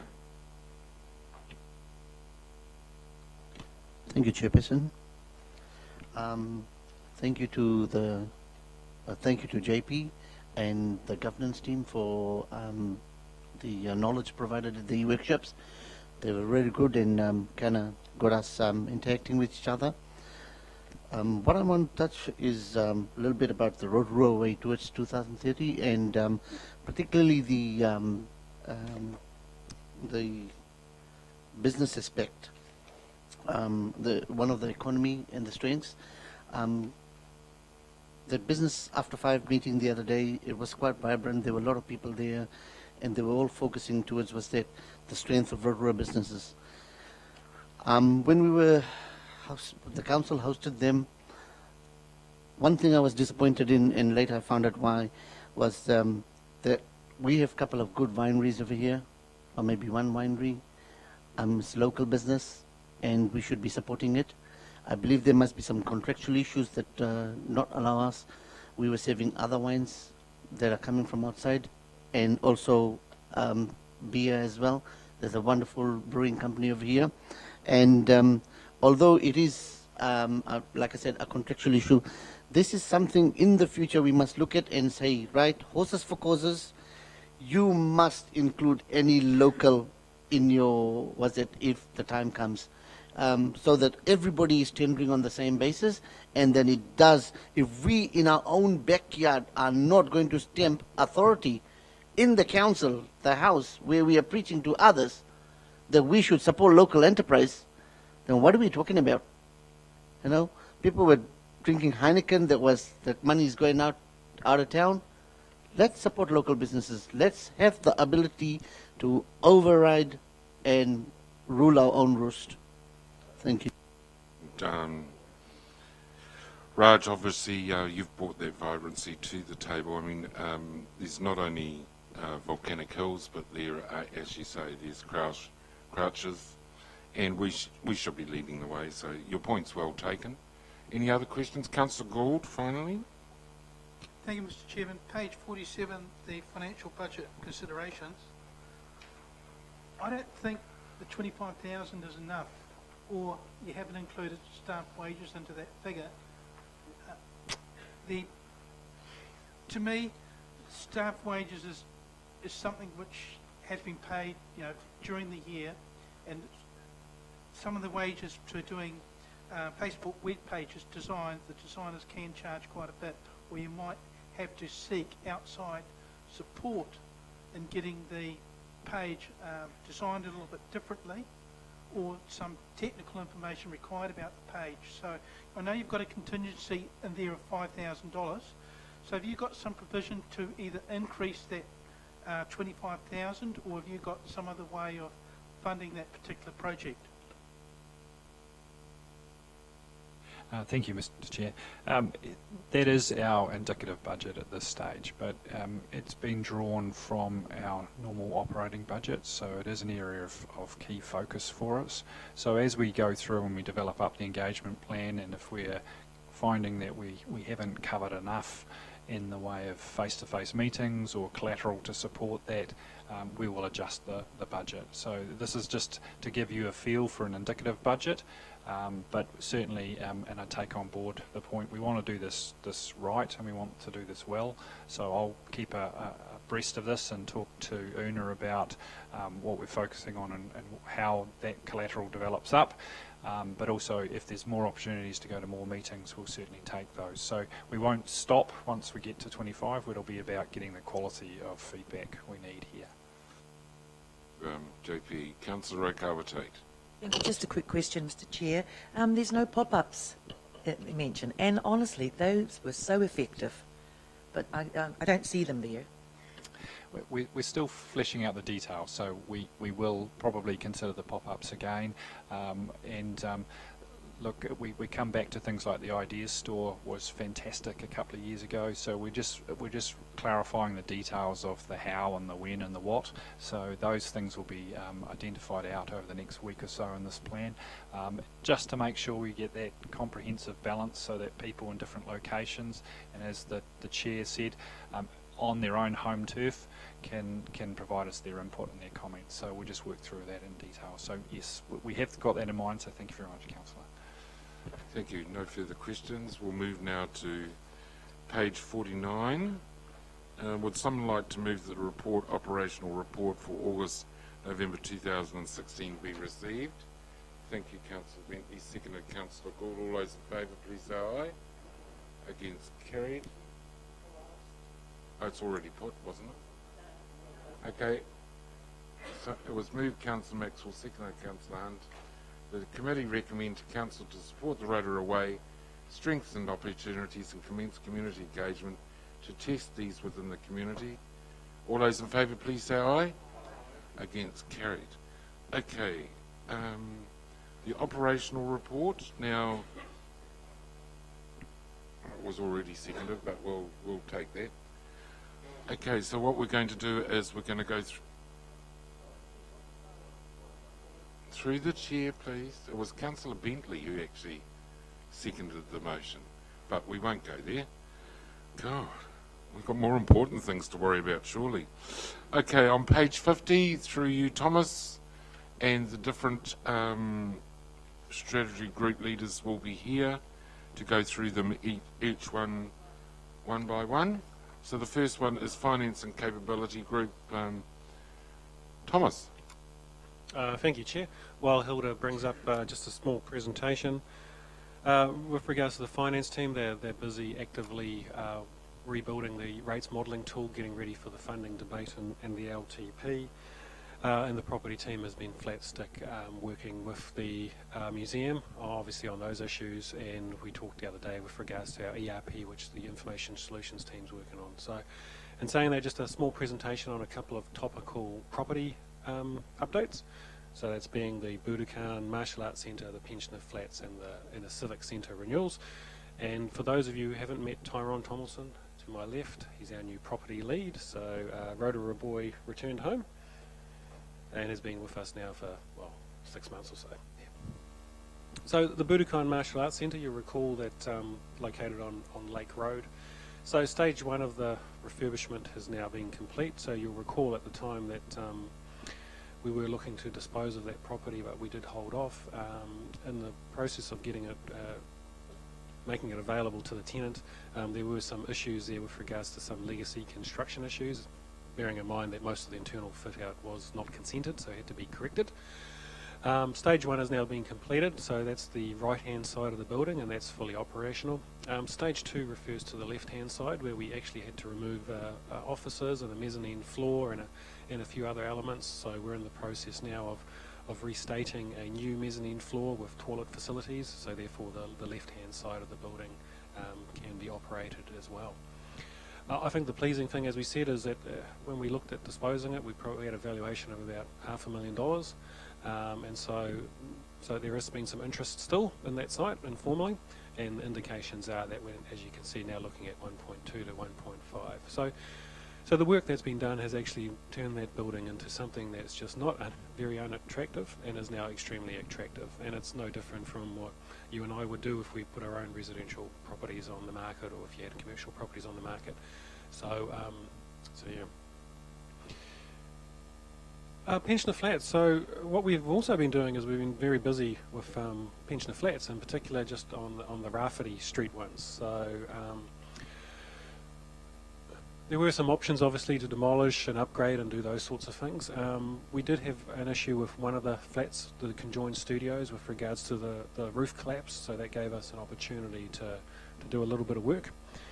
Once we started looking at it, we were probably a little bit surprised about what we found underneath it. So if I just walk through the pictures here, the left is actually what we found behind the walls. So there was no actual signs of this damage in there. And what we found was significant black mould in this studio. The top right is the view of the beautiful 1960s style kitchen that was available. Bottom left is why we started the work. So you'll see those spots on the ceiling above the fireplace. That's what actually drew our attention to the problem in this property. And the right there is, you can see the stunning facilities available to that pensioner, where it's a bad photo, and it's a bad photo because it was a struggle for the gentleman, who's quite big, to actually move his arms in that space. And so what we did was, well, we had an opportunity to partner with a local building firm who's investing quite heavily in this as well. They're very interested in community pensioner flatting, and so we've partnered with them, and we've gone through and we've revamped one of those studios now. And so what it looks like now on the outside is this, so a beautiful little veranda, the roof has been redone, but what we've actually done is, here's a new one. So it looks exactly like a brand new motel studio. New kitchen, double glazed, fully insulated in the walls, ceilings, floors, very clean, very tidy. Oh, and you didn't put the bathroom photo in, but effectively the bathrooms have been redesigned as well. We've removed one of the exits because it created more space to put a decent sized laundry in. The bath has been removed with a nice new shower, new toilet facilities, and it's a wonderful, looks pretty good now. So good, in fact, that two of the tenants of the other ones pretty much jumped into it straight away as soon as it's become available, and we've now moved on to another one as well. Now, in saying that, this one, with regards to the photos that we're showing you here, was unique. This is not a problem in all these flats, because as we feared that maybe this was a problem, but when we've started on the second one, that's 10 metres to the left of it. There has been no black mould or any of these issues. However, when you look at the type of facilities available, it's identical. So we're looking to modernise and make it fit for purpose for the next hopefully 20 or 30 years. And just working on slowly rolling through each of those Rafferty flats over the coming period, but the one we're working on now is the last one this financial year, so we're just looking to do 2 of them. The cost of that is 40,000 for 2, so they're conjoined. So it's been very cost effective, I'd say, because you'd struggle to rebuild that for less than 200,000, I'd say. So it's been a very good partnership opportunity there. Civic Centre renewal. So you recall as well during the long-term plan we're looking to refit the Civic Centre. So we are doing a staged approach. It's taking a little bit longer to put the plan in place as we thought, and as you can imagine, trying to accommodate a refurbishment around staff without decanting the building and driving in the extra cost of decanting the building and having staff off-site. We'll be working to obviously not do that. So what we're looking to do over the Christmas period is tiling, recarpeting of the atrium, as well as looking to do all the staff and public toilets over the Christmas period. So when all staff and public come back, all the toilet facilities, bar the one in the downstairs in the service centre, will be done, I think. Am I right? I'm right, yep. The atrium? Sorry, the atrium is the internal part in the staff area. You know, the big, beautiful, where you can look up and see out the windows. The internal atrium of the building. You know, with the plants and the little walkway and the open space in the middle of the building. You know, where you big, beautiful open space you walk past.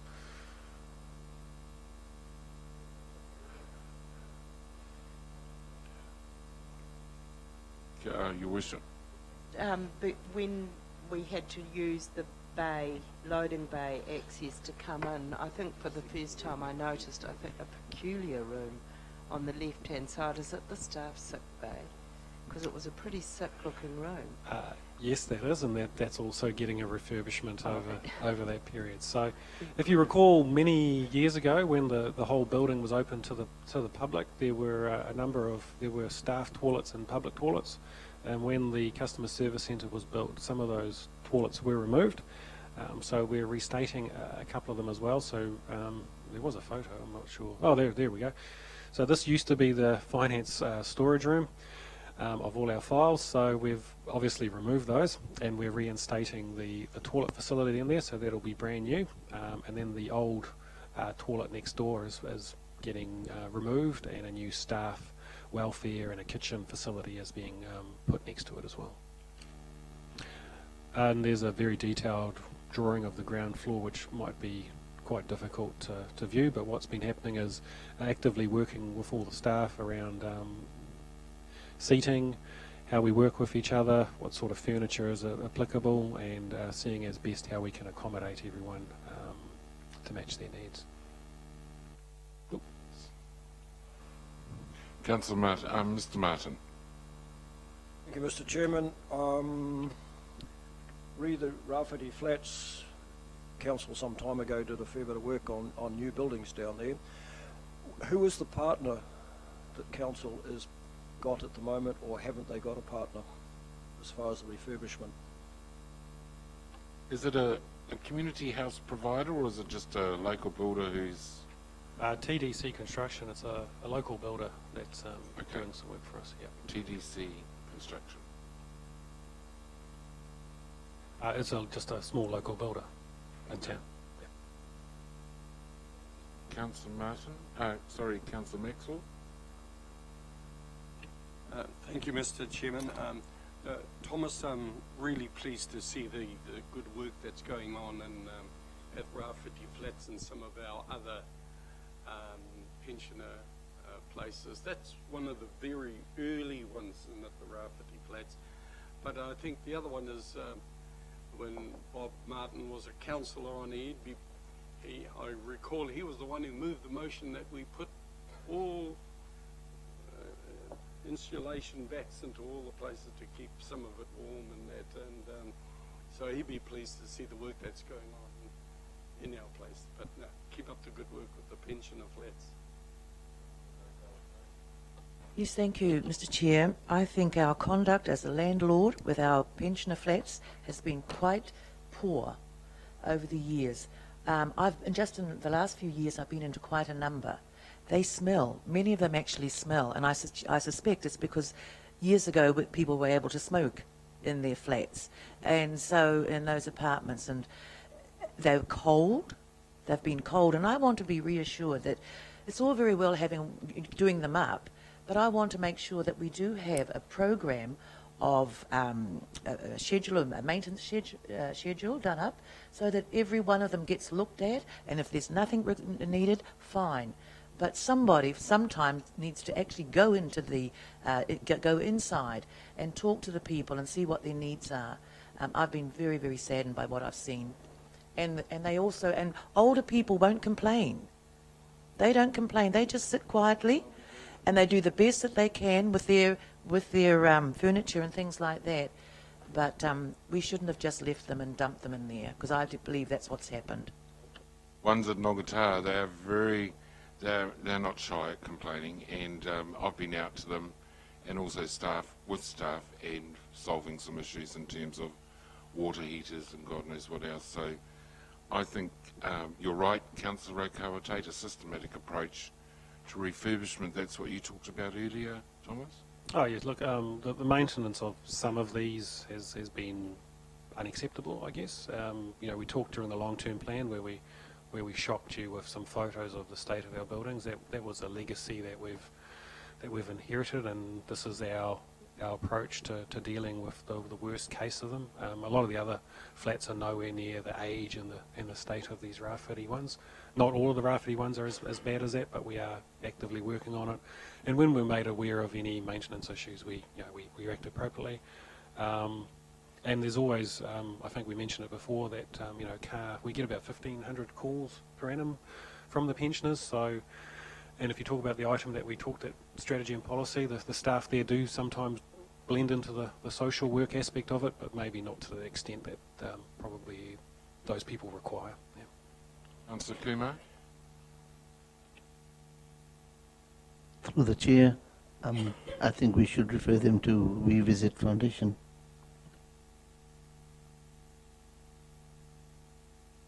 It was just tongue-in-cheek. Your Worship? Two questions. Thomas, you've got, it's under finance and capability, but you've got about the ERP replacement. Are we doing the online resource consenting? Will that give us digital online consenting with the upgrade? That will be one of the mobility solutions that will be available once we implement this. Brilliant. And the other was the clock tower, the eyesight and the clock tower earthquake strengthening. I am asked quite often by people about when is that going to be completed. So that would be a good little story, I think, on its own for the public. They love that building. They're quite emotionally attached to it, and they want to know when are we going to have it finished and when will we be operating again from in there. So the work there is scheduled to commence after this latest summer tourism period, and expected to be completed by about October, November. So very shortly, Your Worship. Yes, so it'll be a good story. What goes back in there is the other question that I'm asked. It shows a lot of businesses are quite interested, and could they move into that facility? Yeah, so at a very high level, the plan is to use the space a little bit better, and not have a counter, but have the staff more roaming, kind of talking to the people interacting. So if you were to look at it from the road at the moment, the majority of the staff are in the middle and to the left, and they will mostly be relocating to underneath the clock tower, so that whole space will be opened up as a customer service centre / retail space. The toilets are also getting an update, and then the left-hand side of it will be made available to an external cafe operator. There's been quite a number that have expressed interest onto that, and that will also open up onto the new, when Jean Patton Park gets refurbished as well, so that'll service that precinct.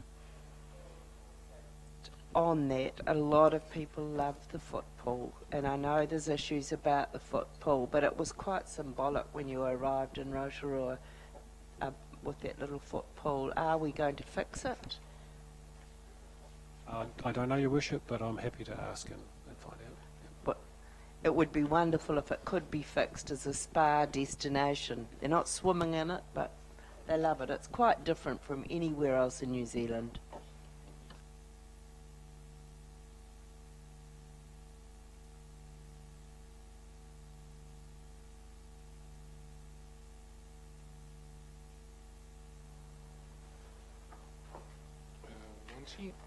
Thank you, gentlemen.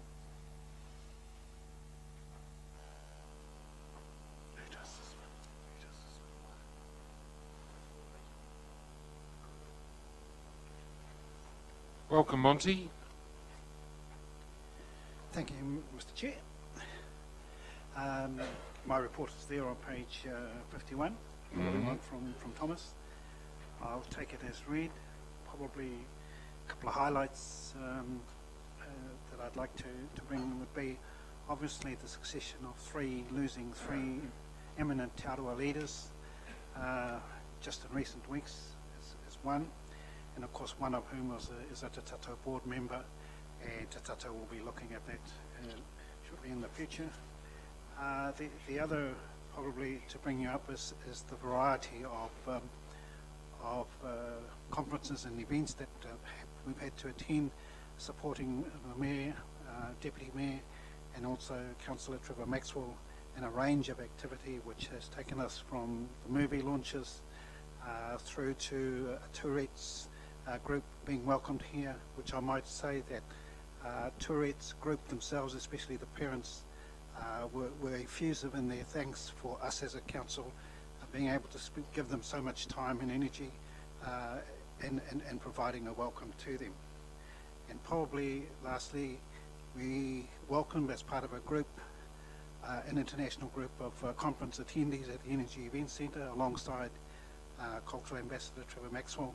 I think there was a group, among that group was about 70 Indonesians. They were a massive group of, I forget the number of countries, but certainly a big number of countries attended that conference.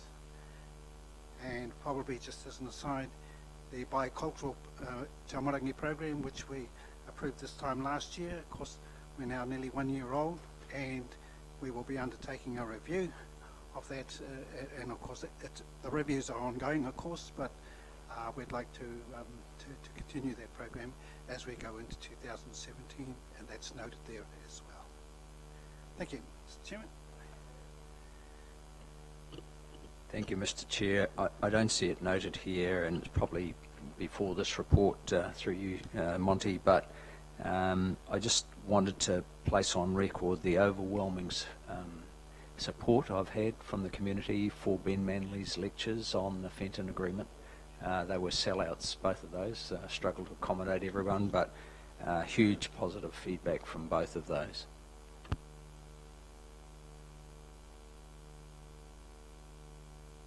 Just a question, Monty, that the links with Te Tato Te Aroha and the functions of committees of council. Would you like to explain that to board members and councillors, how that is happening?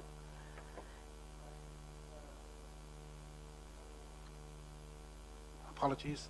The Te Tau board, of course, has these representatives, the delegates appearing before you as councillors. We support them both through our staff and the strategy and partnership portfolio group, very active in maintaining excuse me, communications with directly with the Te Tato board office. As well as that, we have contact with the Te Tato board members through other work that I'm doing both tribally, and also we have contact with them through our own staff in the Taumarangi program, and of course Rawiri Waru is a contributor to those discussions, as well as is Ana also a Te Tato board member. We do have association with the Te Tato board members through the various portfolios and tribal representative and committee groups that the Te Tato board members are also part of. So apart from the formal contact through this organisation, through our own tribal and committee networks, we are constantly, we see them often. I've got a question through to you, Monty, and probably best answered in conjunction with the worship of the Mayor. The question I've had come to me is that when the portfolio group leads are announced, certainly Tito want or should be involved in those portfolio groups. Is that your intention? Yep. Okay. Absolutely, and also that Te Tato and I meet 6 weekly so that we share information as well. Councillor Maxwell. Thank you, Monty, for your report. The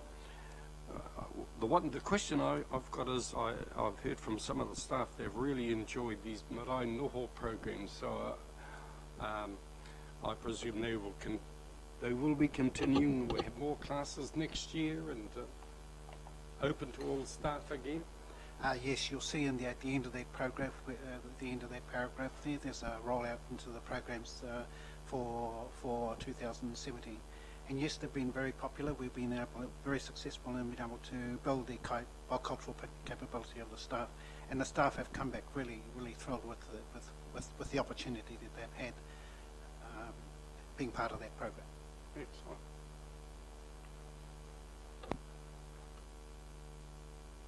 Kia ora, Mr. Chair. Just on behalf of Te Tato, I'd like to acknowledge the work you've been doing e Kaitiaki Māori, e Te Papa, and especially with the passing of our kaumātua Koike. So thank you for the work you've been doing. Kia ora. Thank you, Monty. We'll move on to our Strategy and Partnership Group, led by JP.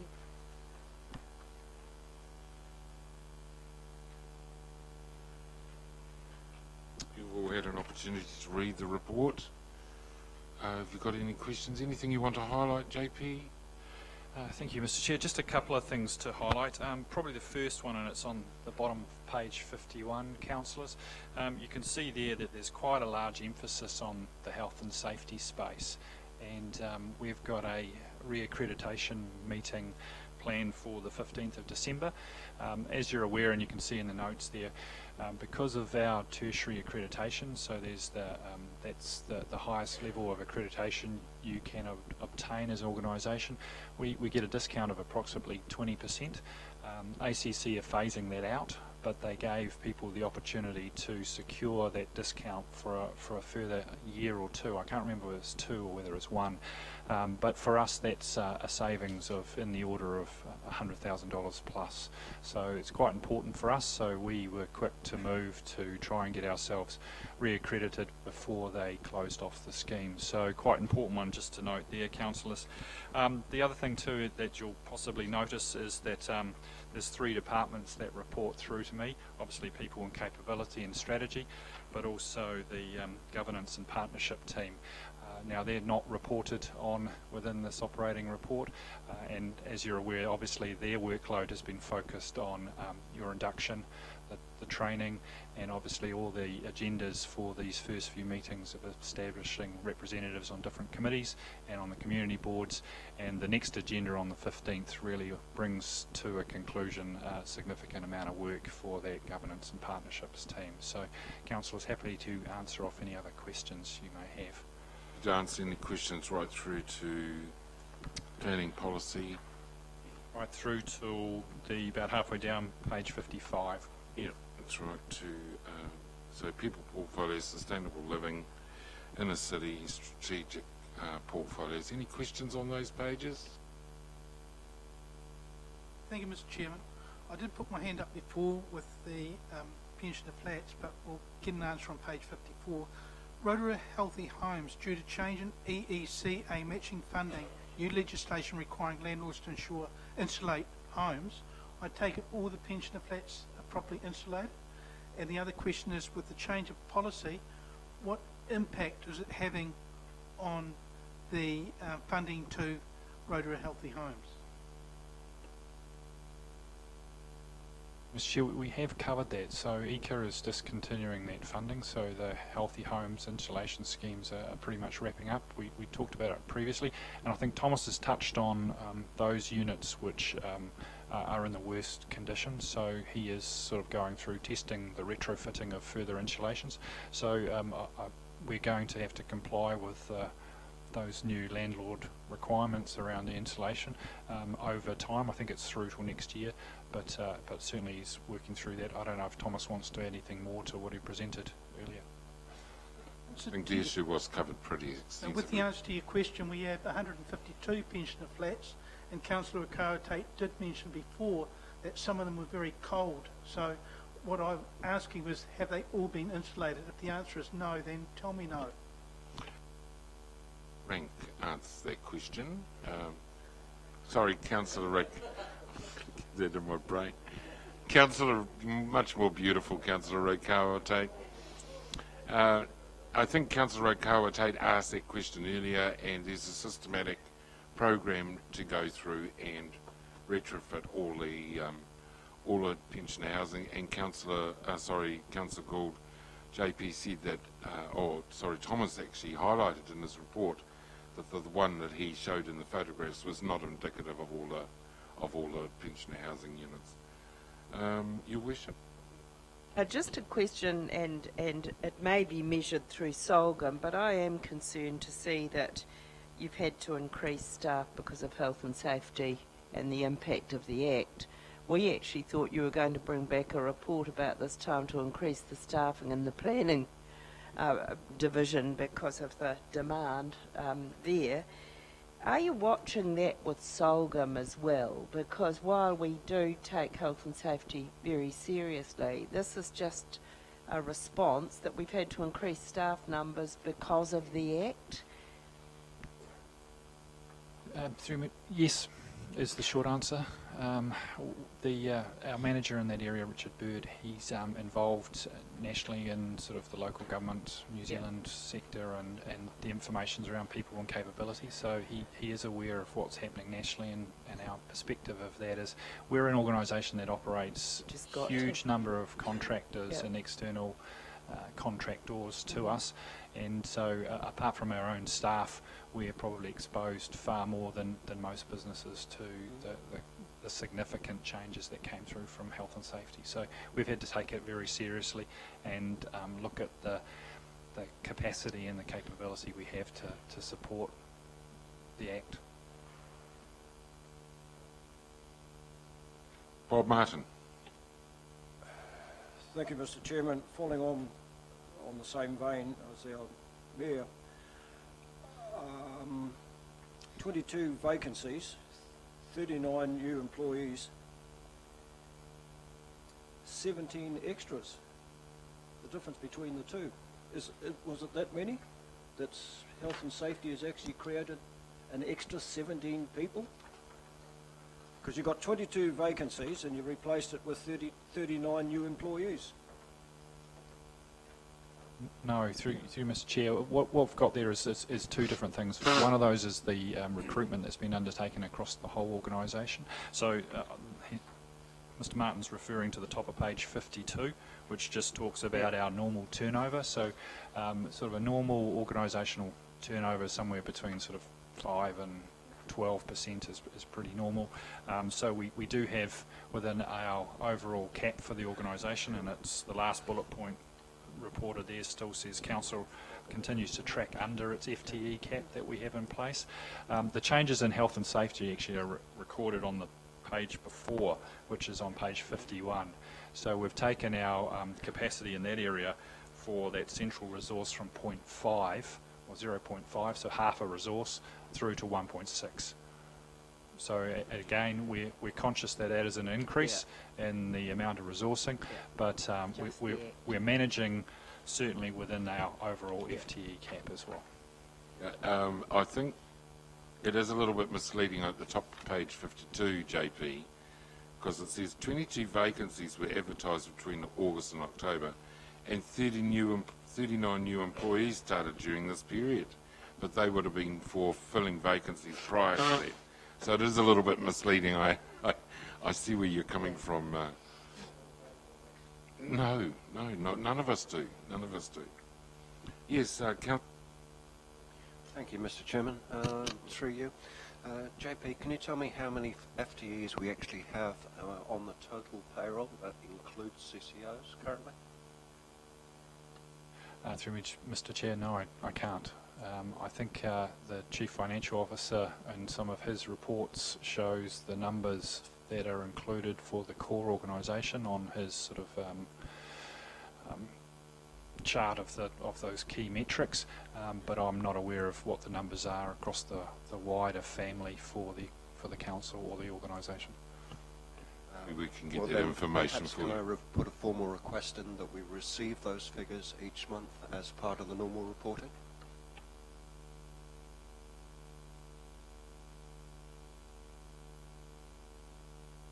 Quite happy for the core organisation, but the CCO reporting wouldn't be part of our normal reporting. It would be the normal quarterly round that they would be reporting on.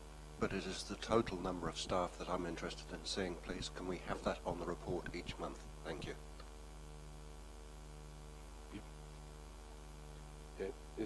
Can I just have that clarified? Does that include CCOs or not? Because CCOs aren't actually council employees, so I want to know the value of it before we cost staff more time and money.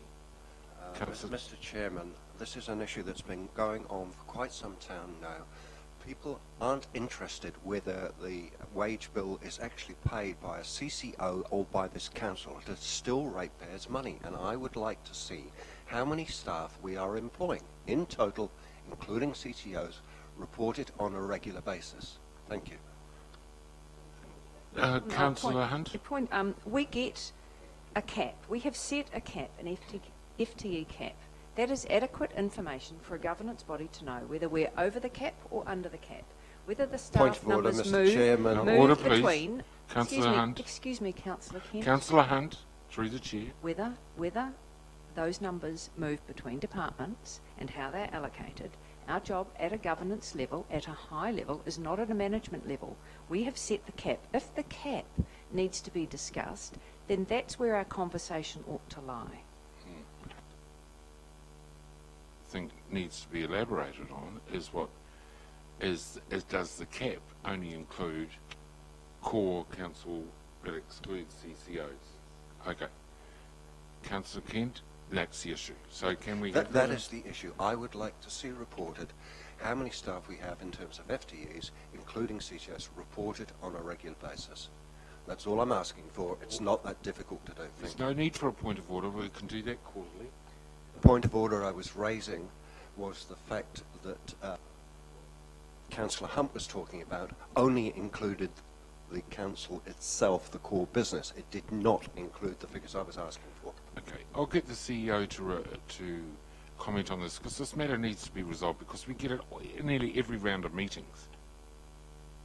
So councillors, the key question is that having to be clear about why you want material and what the implications of that are. So within our monthly reporting, the costs of the CCO with regard to service delivery from those organisations to council is actually included. What's excluded, though, of course, is the operations of the CCO. It's the cost of the operation of the CCO is included.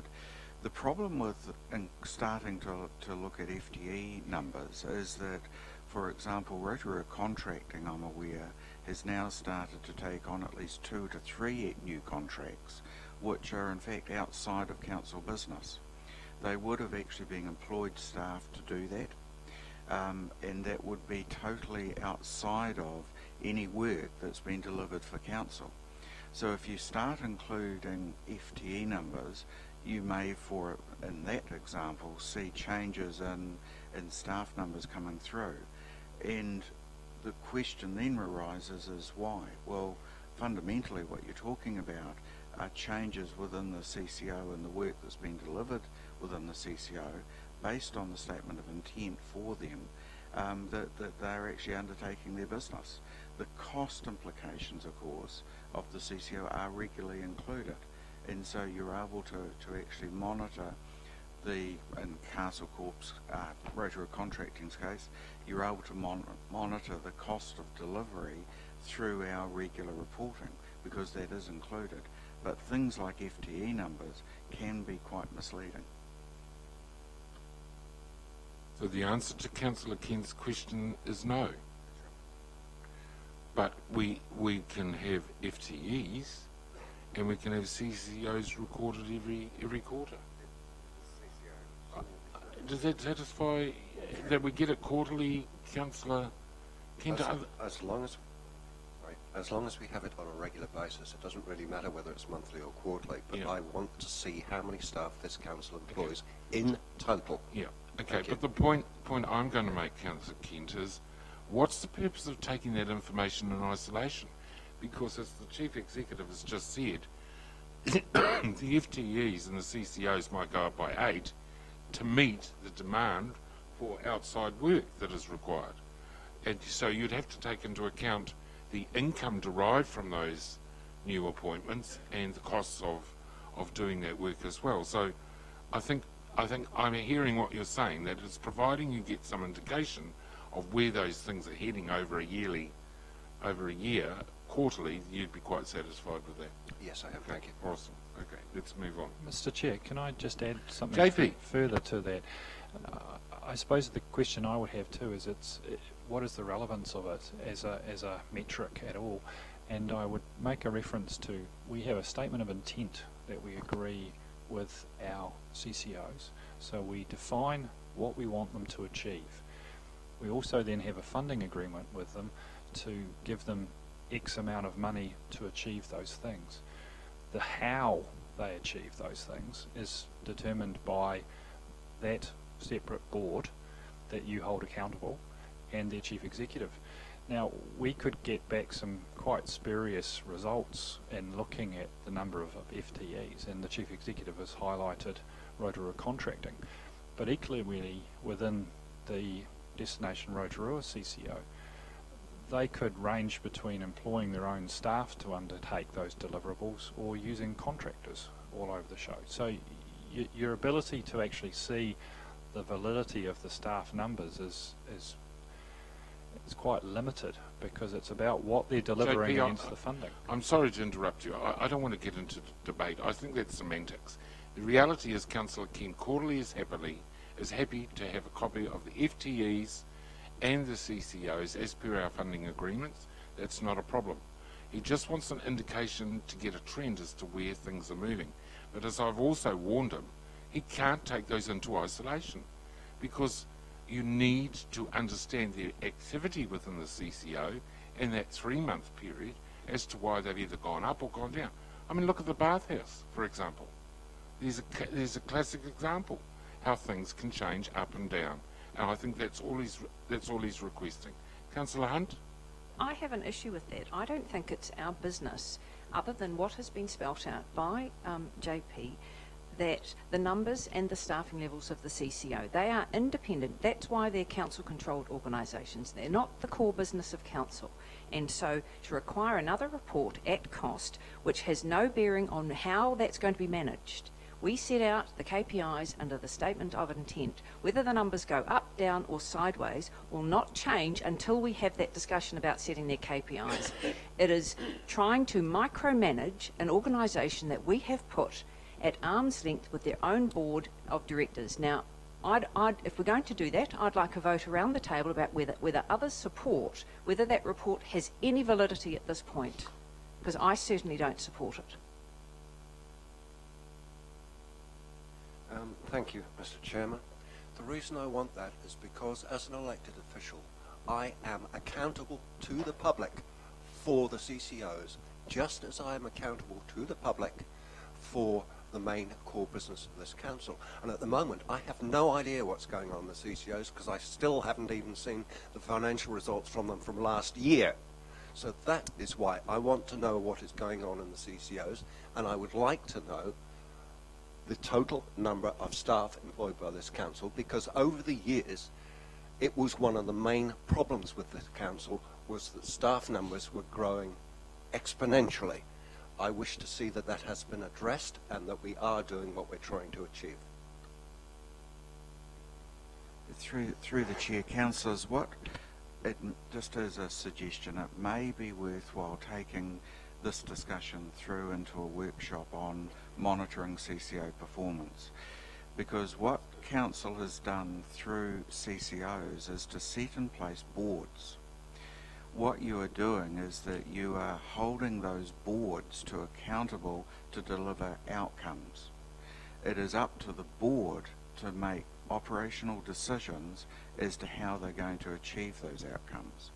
By having CCOs, therefore, the monitoring is all about the delivery of the outcomes that you expect, not the operational choices that the boards choose to actually make with respect to how they carry out the operation. So you would be looking at performance measures about the sort of outcomes that you've looked to have them achieve, and you'd also be looking at the cost that they are delivering those outcomes for. That's what you would be looking with regards to respect to accountability. It would be unusual, certainly, to be monitoring line-by-line budget items or FTE numbers or maintenance schedules on equipment or any of those sort of matters, because those are fundamentally the operational business of the board, not the council's. Council, through the CCO, is actually asking and has appointed a board to manage the organisation and has set clear expectations with regards to delivery, and is also setting through the funding agreement the expectations regarding cost of delivery. And as I say, you're therefore then discharging that obligation to the board to run that operation. So effectively, if you wished, we could actually have some discussion around maybe potentially something like a workshop as to the CCO performance and how you set performance expectations for CCOs. I think we've opened up a can of worms. I'm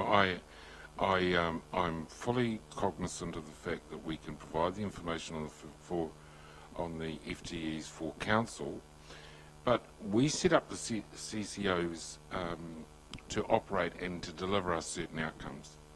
If they can do it with 8 staff for the same amount of money, or they need 18 staff to do it for the same amount of money, that's their operational business. We give them $800,000. They can do it and provide the KPIs as what we measure them by. So I think we need a balanced view on where we're heading, Your Worship. Yes, I support what I've heard from the CEO. I don't want a workshop on this.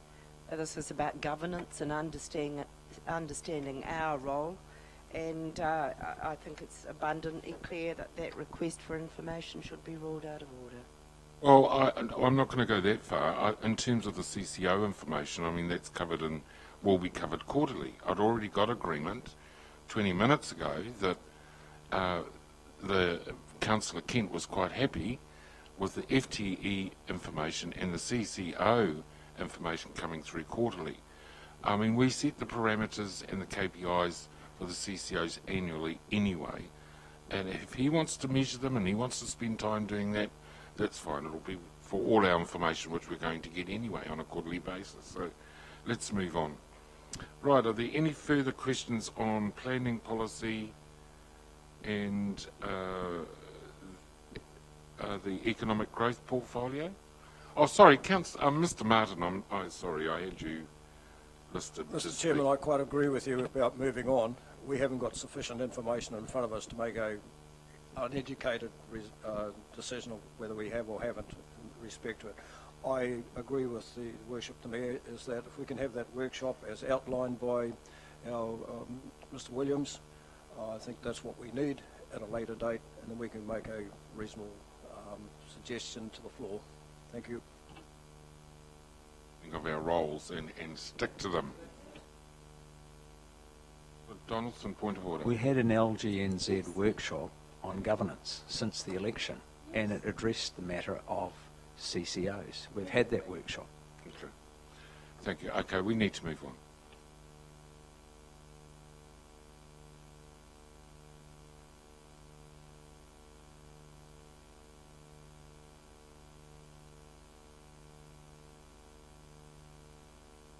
I've just got a question on the strategy portfolio with the state of environment reporting, and for fellow councillors to know at the triennial of mayors and chair, we agreed that the Compact Cities program would be a very good way for us to monitor on a wider regional basis the state of the environment, and that Rosemary Viskovich has been asked to come and present at the next triennial on the 24th of February. As a result of that, we'll then look at getting regional buy-in to consistency for the state of the environment reporting. Don't know how we'll do it, but they don't know what it is. And then we'll do a remit to local government in July. Yes, thank you. Through you, Mr. Chair, to JP. Just on the EV charging network, when you hang around Green Drinks, you get a few questions on this subject. And I wonder if you can tell us a bit more about, the plan that's being developed. Who would own that charging network, that infrastructure, and how we're having input into where those charging stations may go? Through you, Mr. Chair, no, I can't answer that question. I actually wonder if that's a Stavros question. Stavros isn't here yet, or is he? Oh, okay. We've got that first one in place. Are you asking, is it on a regional approach? Yeah, I mean, I understand we've got one charging station in the council car park, and I assume that that's our piece of infrastructure, but I'm just asking for a bit more info. Through you, Mr. Chair, that EV station on Haupapa belongs to Unison. We facilitate the location by using public space, for the station to be incorporated, and any future additions will be the same model again. Thank you. In a city portfolio? Any questions? Sustainable living portfolio. All information that is valuable. The people portfolio.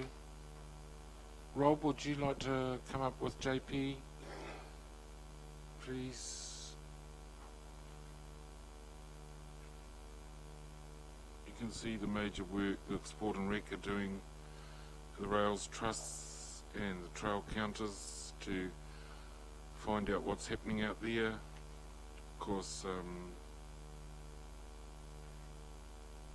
there's some issues regarding sustainability that you're working on, Rob. Thank you, through the chair. Probably just to highlight really that there's in the Sport and Rec portfolio, the Rotorua Trails Trust are picking up a major role in terms of not only management of all the trails around the Rotorua district, but also quite a lot of the planning and work that's going on there with wider groups to discover that. And of course also as part of the economic development work, we're putting more effort into just actually understanding how many people are using trails around the city and how important it is for us.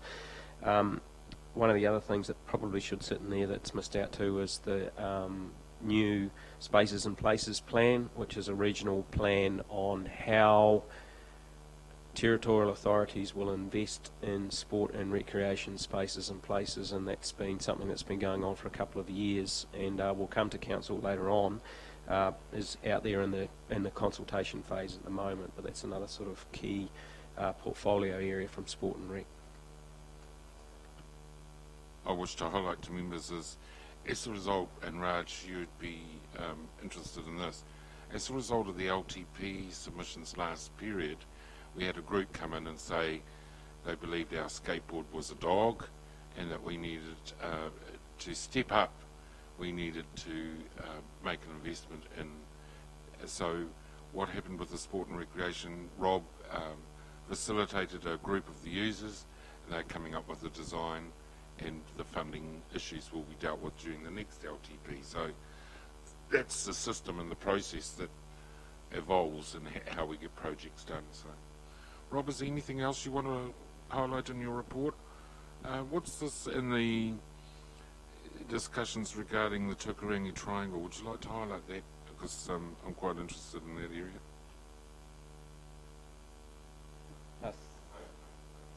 Thank you, Chair. Yes, moving through to performance and delivery then. Not out of sequence. If we go straight into that sport and rec area, in terms of operational now, what two of the key areas that need to be highlighted from page 56. The first pretty important one is the council staff have been working with CNI iwi over many years actually on recreational management in Tokarangi Triangle, and that relationship's been improving significantly, and we're now in the stage where we're looking to start attempting to draft up a co-governance agreement for Tokarangi Triangle. CNI represent the landowners. Rotorua Lakes Council own the trees and manage the land, and Rotorua Lakes Council also manage the recreational use on that land. So if we can develop an effective partnership with CNI as landowner representatives and even mana whenua, as that's very nearly being sorted out, we can then start opening up some of the opportunities around the Tokarangi Triangle that up to this point have been very difficult to progress, and that may also then step into how we might look at whaka forest as well as other areas like that.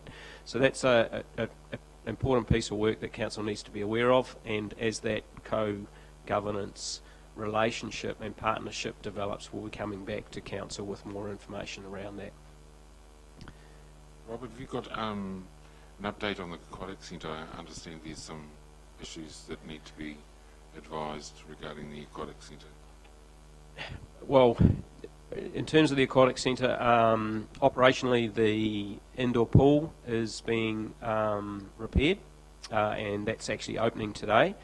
And the other piece of work that we're looking at is, some time ago, the potential around a family theme park in relationship with the aquatic centre was being investigated. That work is still ongoing, and what we need to do is look at the variety of offerings that the aquatic centre, recreational areas and a family theme park can package together, and how that might work. So again, we'll be coming back to Council in the new year with some ideas around that. Work that we've been wanting to hear. So any questions on that report? Your Worship. Rob, on the Weet-Bix triathlon that went from 600 to 900 children participating, just rave reviews about that outdoor pool and how it just opened up into the whole of Quito Park. Families were just pouring through there, and there were a lot of people from the wider region there, and they said, how come you've got this 50-metre outdoor pool? It's just gold. So as an asset regionally, it's starting to be seen as very significant to have for our community. The other was the Sport Bay Plenty strategy that was signed off absolutely unopposed by the mayors at the triennial, and that's going to be a great founding document for us in the wider region about how we're going to manage through requests for different sports facilities and investment in sports and recreation. So that was that's one of the best processes that I've seen undertaken on a regional level, and because of the buy-in, nobody had any dispute with it whatsoever. So if you could feed that back to Sport Bay of Plenty and those others like yourselves that worked on it, it was a fantastic process, obviously.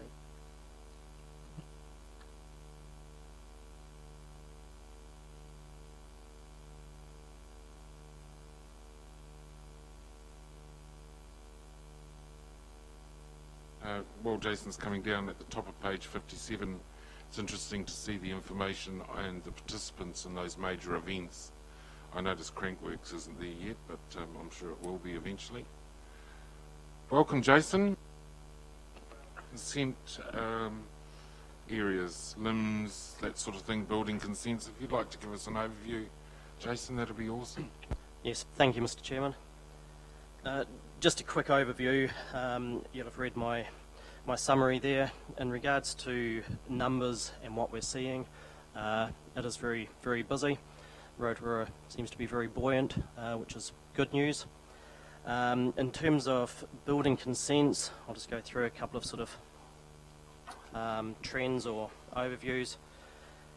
In terms of residential dwellings for this period, up 9% on the same time last. Resource consents, probably the biggest mover. Subdivisions for that period up 35%. Now, over the same time, land use consents is actually down 17%.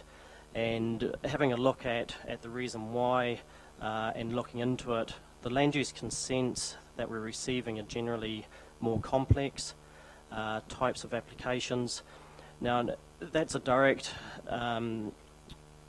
correlation with the more permissive district plan. So the district plan, which was made operative July last year, we're actually seeing some of the more easy land use consents not requiring consents. Example being garages. Garages now used to have to be 2.5 metres from the boundary, side yard. They can go up to 1 metre with neighbours' approval, or without neighbours' approval, sorry, for those. So building consent numbers for garages have increased. Land use consents have actually decreased for those. In terms of limbs, increased residential up 18%, commercial up 47% over the same period. So the majority increasing. We've had quite a profound sort of Christmas rush this year, more so than probably last. Example, just Friday been, 19 building consents just lodged. Talking to consultants, designers, they're all busy, they're gearing up. Consultants, particularly the planning consultants, they're saying that clearing their desks before Christmas, approximately probably expecting 30 odd resource consents between now and Christmas. So it's busy. In terms of resourcing, that is remaining a challenge. We're moving resourcing about a little bit. We've been fortunate to have some of the strategy policy planners help out for the last month, which has been great. We've also been using consultants to get through the actual resource consents, but I think it's important to note that with an integrated team, it actually impacts throughout. So an increase in subdivision consents up 35%, that also has an impact also on the engineers. We've tried to get outside assistance, but they're very busy as well, so that's quite limited actually what consultancies we can get to assist with that. Same with the limbs. The limbs go through each department, so an increase there impacts on each individual discipline.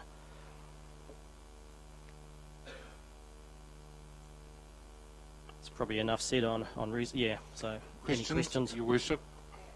Jason, the 35% increase in subdivisions, is that 200 lots that become available? What we're going to do is actually do a bit of analysis on that, because subdivisions do also include boundary adjustments and those that don't result in, say, an additional lot to build on. But what we are finding is there's been more emphasis or refocus back on infill, so there has been quite a bit of infill subdivisions coming through.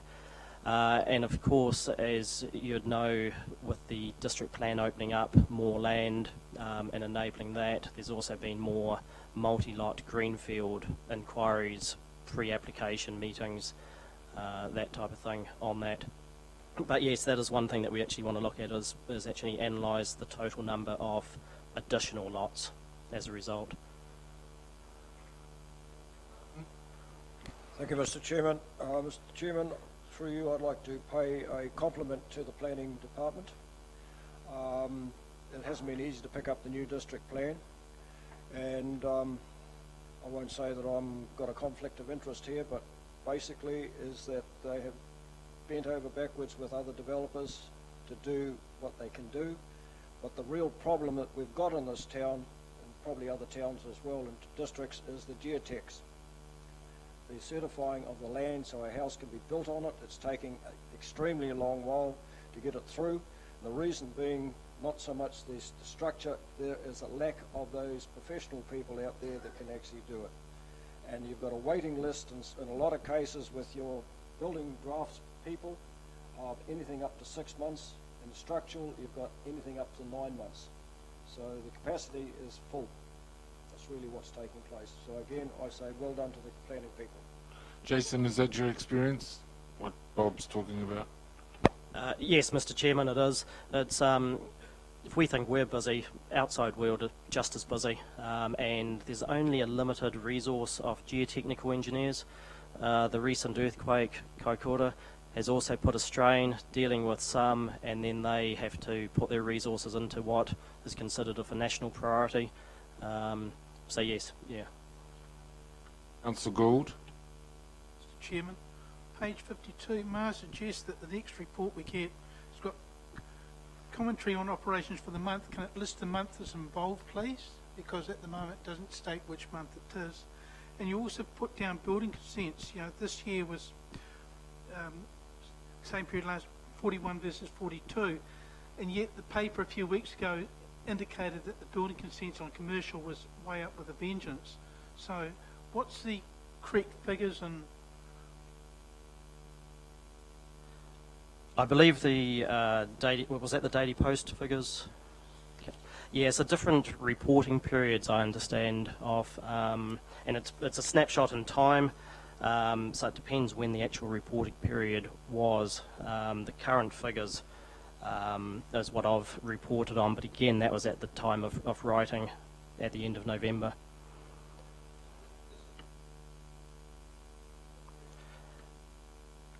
This was actually through the period August to November.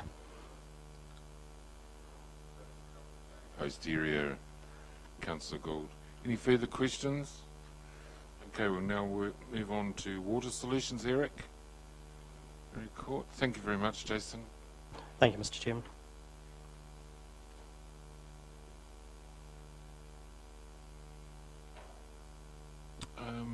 Do we have a question hung over? No. Eric, any questions of Eric? His report's pretty extensive.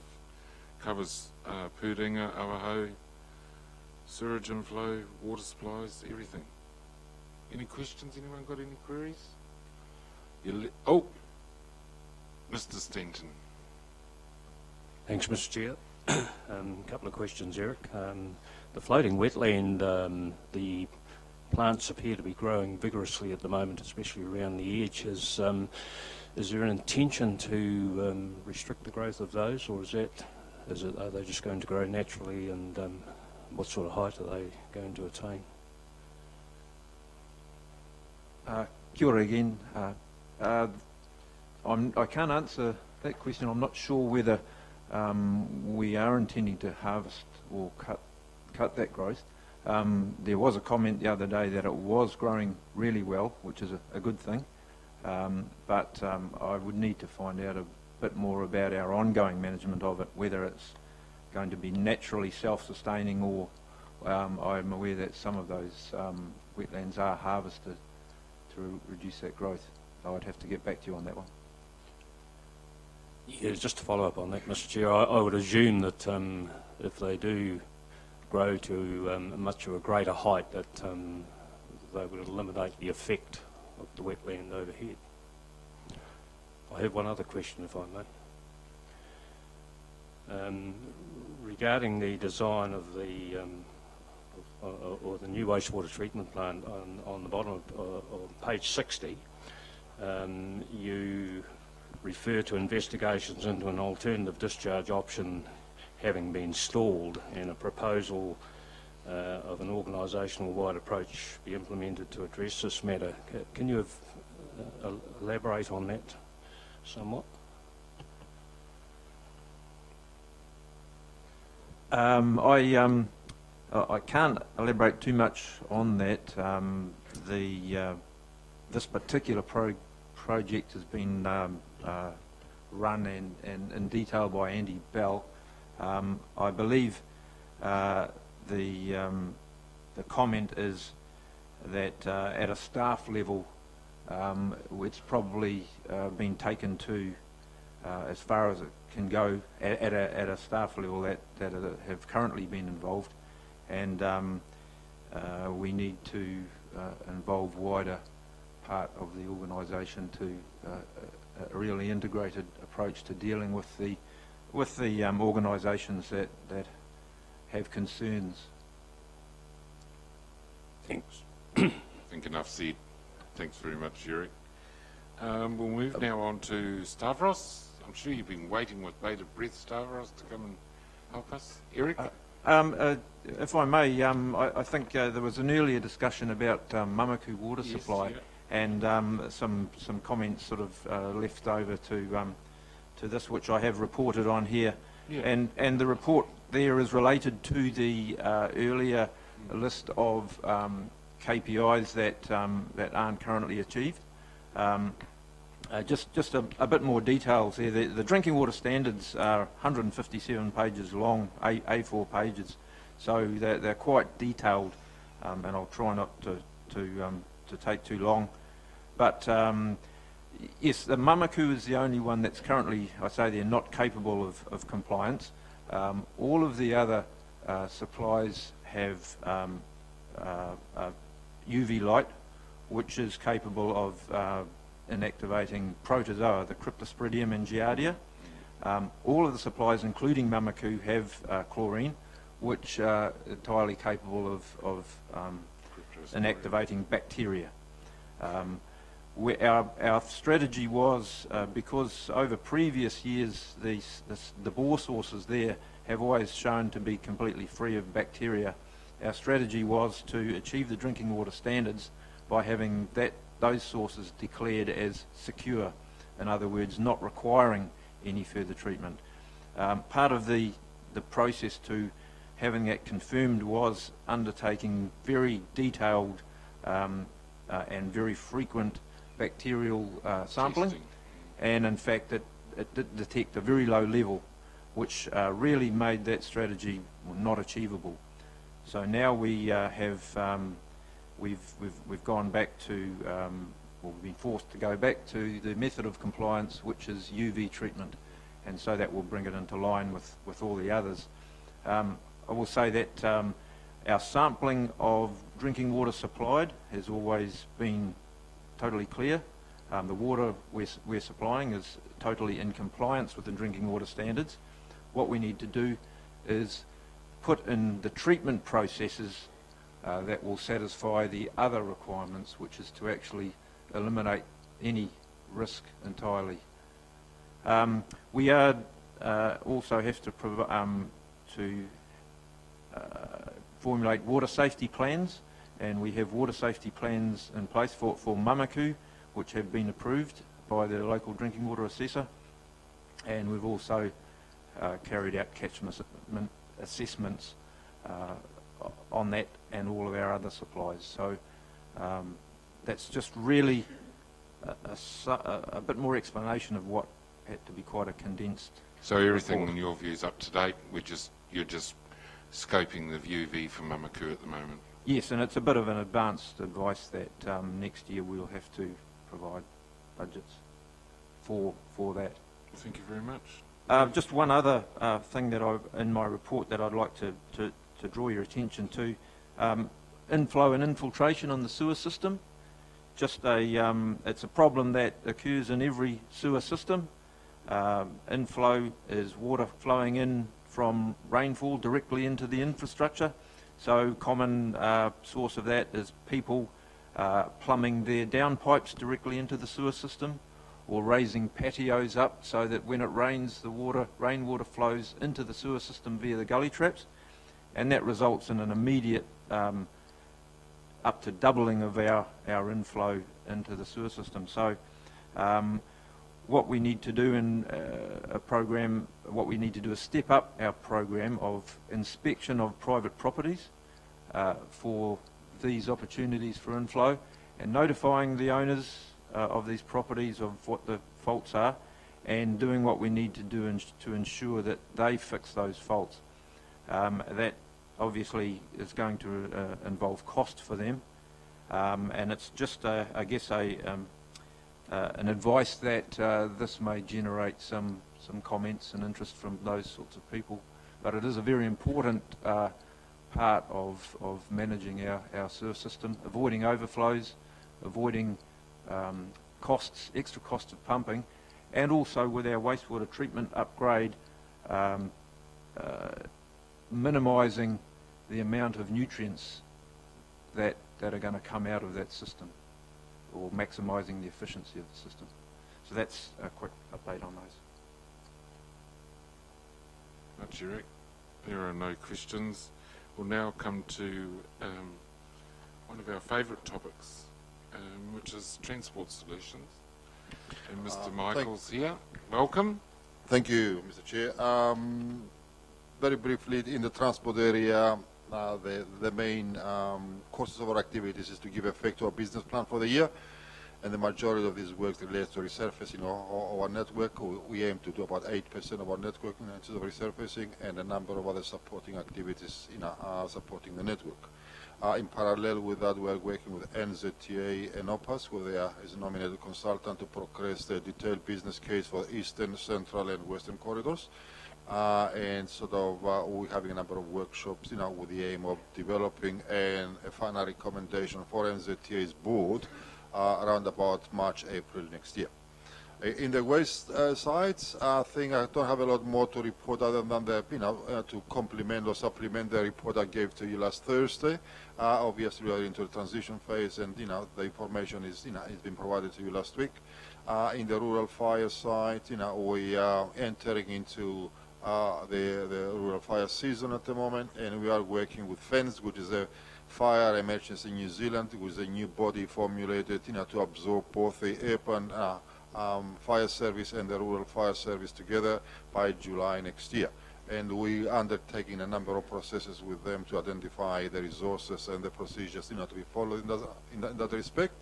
And also I wanted to add that in my capacity as a civil defense primary controller for the district, we are working closely both at the national level and the regional level to ensure our readiness to respond to emergencies, especially following Kaikoura events, and the anticipated future risks are something that would be at the level that's appropriate for our district. So happy to take any questions. Thank you. Ross, earlier in the meeting, a question came up regarding the options for and the impact of the alteration to the road control devices at the corner of Otonga Road and Springfield Road. Just wondered, when will you be in a position to make some advice options to council regarding that? Sure, through you, Mr. Chair. I think it would be worthwhile just very, very briefly touch base as to what is the context of that piece of work, because we cannot say it in isolation. If most of the councillors would, as they will recall, about 18 months ago, we have entered into a memorandum of understanding for funding our development of our cycleways, urban cycleways program in the city, in the district.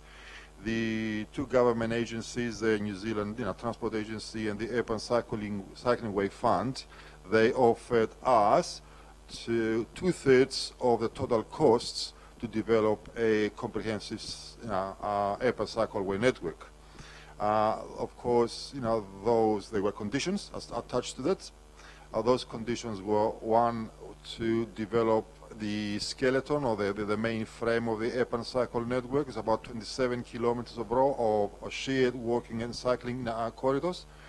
Condition 2 was to address the barriers that stop people, especially vulnerable people, children, and the people who don't feel very confident in cycling and walking, to get to their destinations. And the third condition was, where possible, to integrate into the general cycleway improvement program other related and subsidized programs by NZTA to support those kind of programs.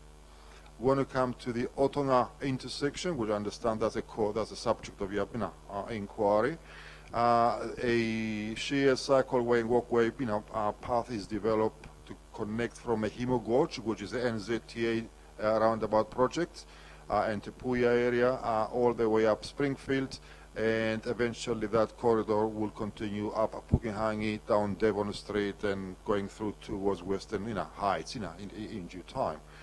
In the area in the vicinity of the Otonga and Springfield, most of you would know there is a school there with a school of about 600 children. And some of you who've been here long enough, you would recall back in 2011 and 12, and our learned colleagues in Daily Post reported extensively at that point in time, following a couple of cycling crashes that resulted in hospitalization.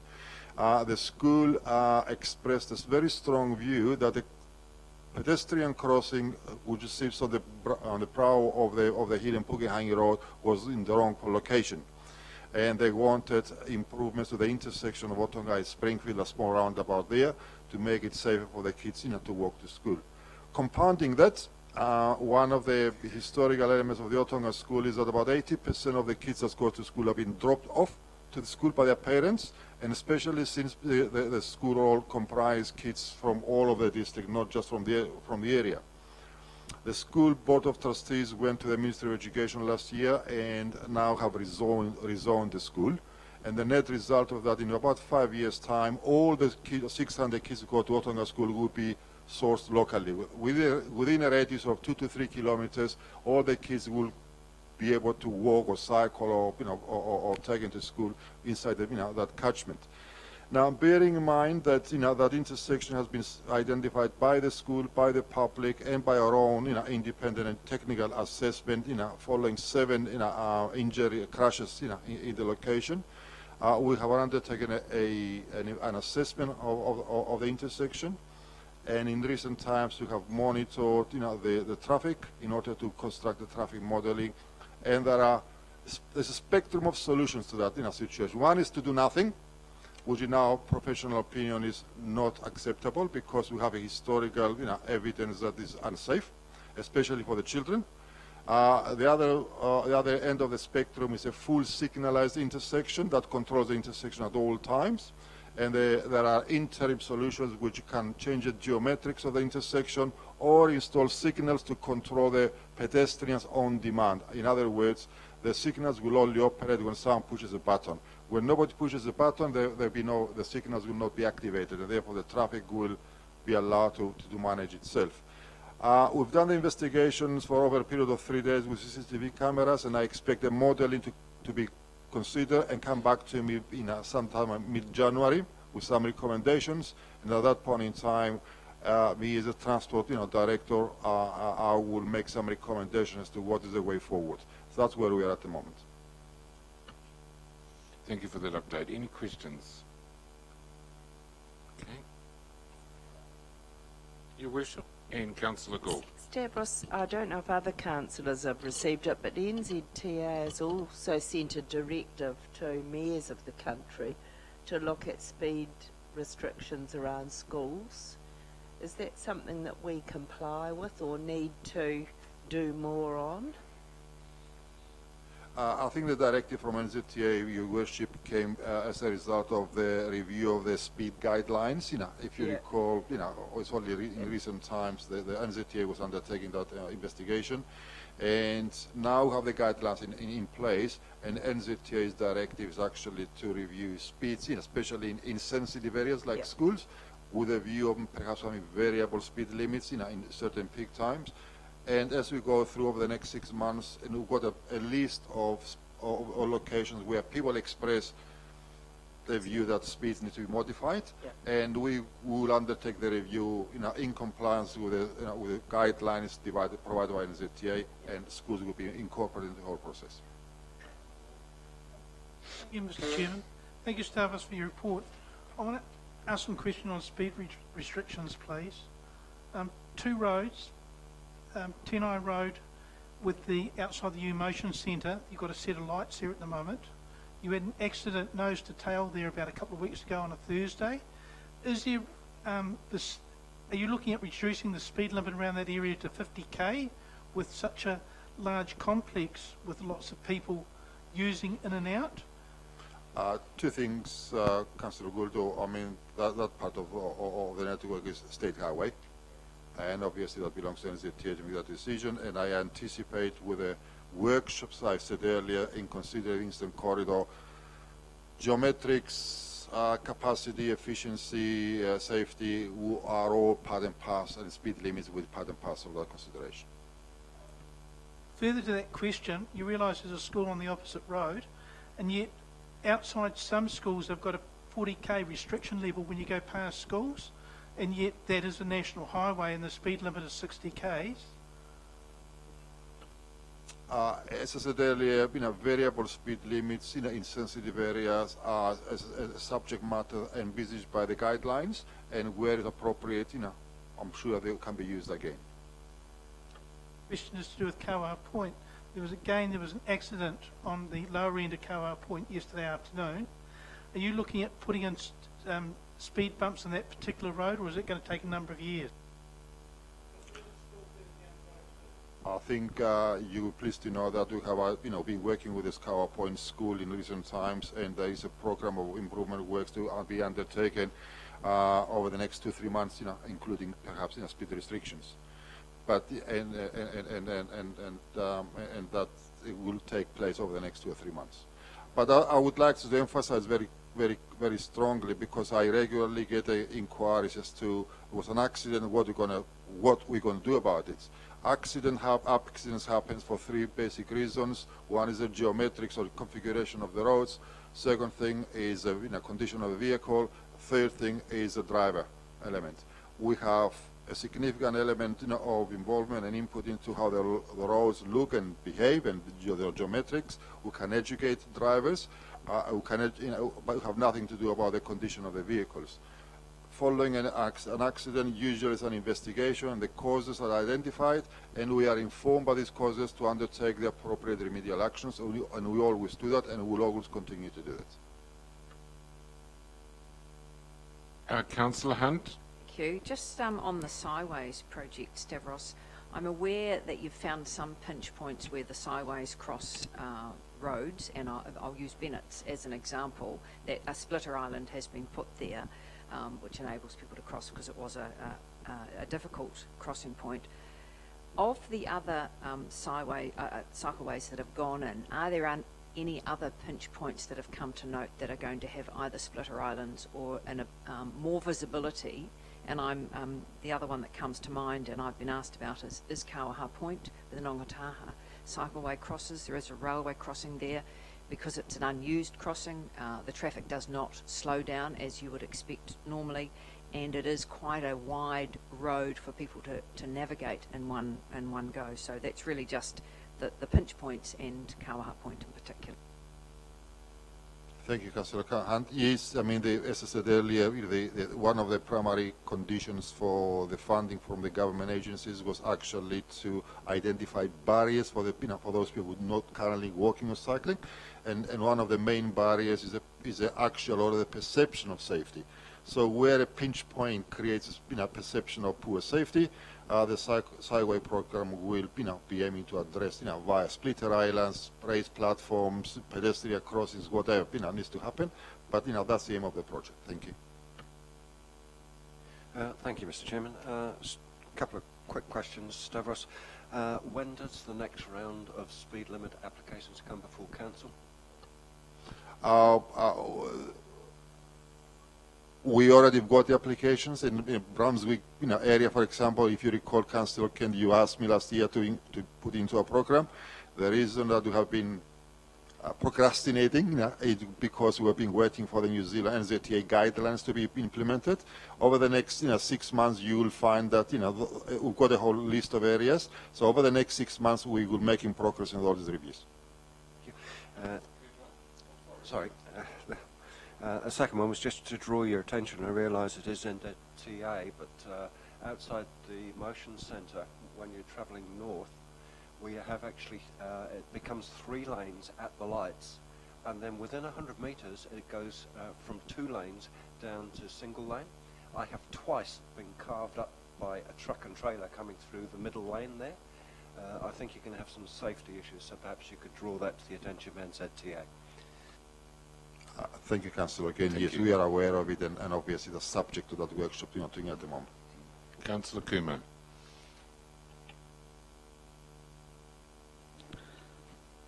Thank you, Chairman. Stuart. My fellow councillor Gold highlighted for me that there was a nose and tail accident, despite good set of lights being on Tina Road near school. So it clearly shows that putting lights there does not make it fail-proof. And also, as far as Autonga School goes, there is no detailing of speed anywhere on the 4 roads that lead up to the school. Unless you live around there and unless you're dropping your kids, you wouldn't even know that there's a school there. And also, it would be good that the NZTA directive that I keep listening about, we were detailed about it and shown and anything on writing so that we were up to speed as to what the NZTA program is. Thank you. So that all the councillors would know. Thank you so much. Be organised, Stavros. Yes, absolutely. The other observation we need to also not kick ourselves in the head is that this council, over a systematic period of time, has spent quite a bit of money when the demand came in from our ratepayers that they wanted to drop their kids off to school. So we created all these car islands outside nearly every school in the district so that people could take their kids safely to school. So I think we've got to put that mix into the equation as well before we go about reorganising major intersections, which Otonga Springfield is right and Councillor Kuma is right. Unless you live in that area or are savvy, you wouldn't even know a school was up the road. But we've created an environment up there where people now take their vehicles there and have increased the vehicle numbers. Now the NZTA is trying to create a process where they want kids to go on bikes. So, you know, you just can't win.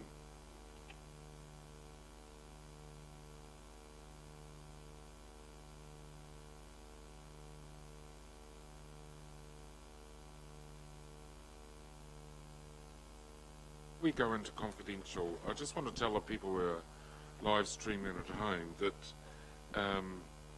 the 2 items that we are going into confidential involve updates on and briefings for councillors on 2 appeals that are going regarding some planning decisions. So would someone like to move under section 48(1)(a) and 721 of the Local Government Act that this committee goes into confidential? Move Councillor Kent, seconded by Councillor Kawatak. All those in favour please say aye. Carried. You, Shirley, anyone who's an elected member of council doesn't have to leave. It's only members of the public.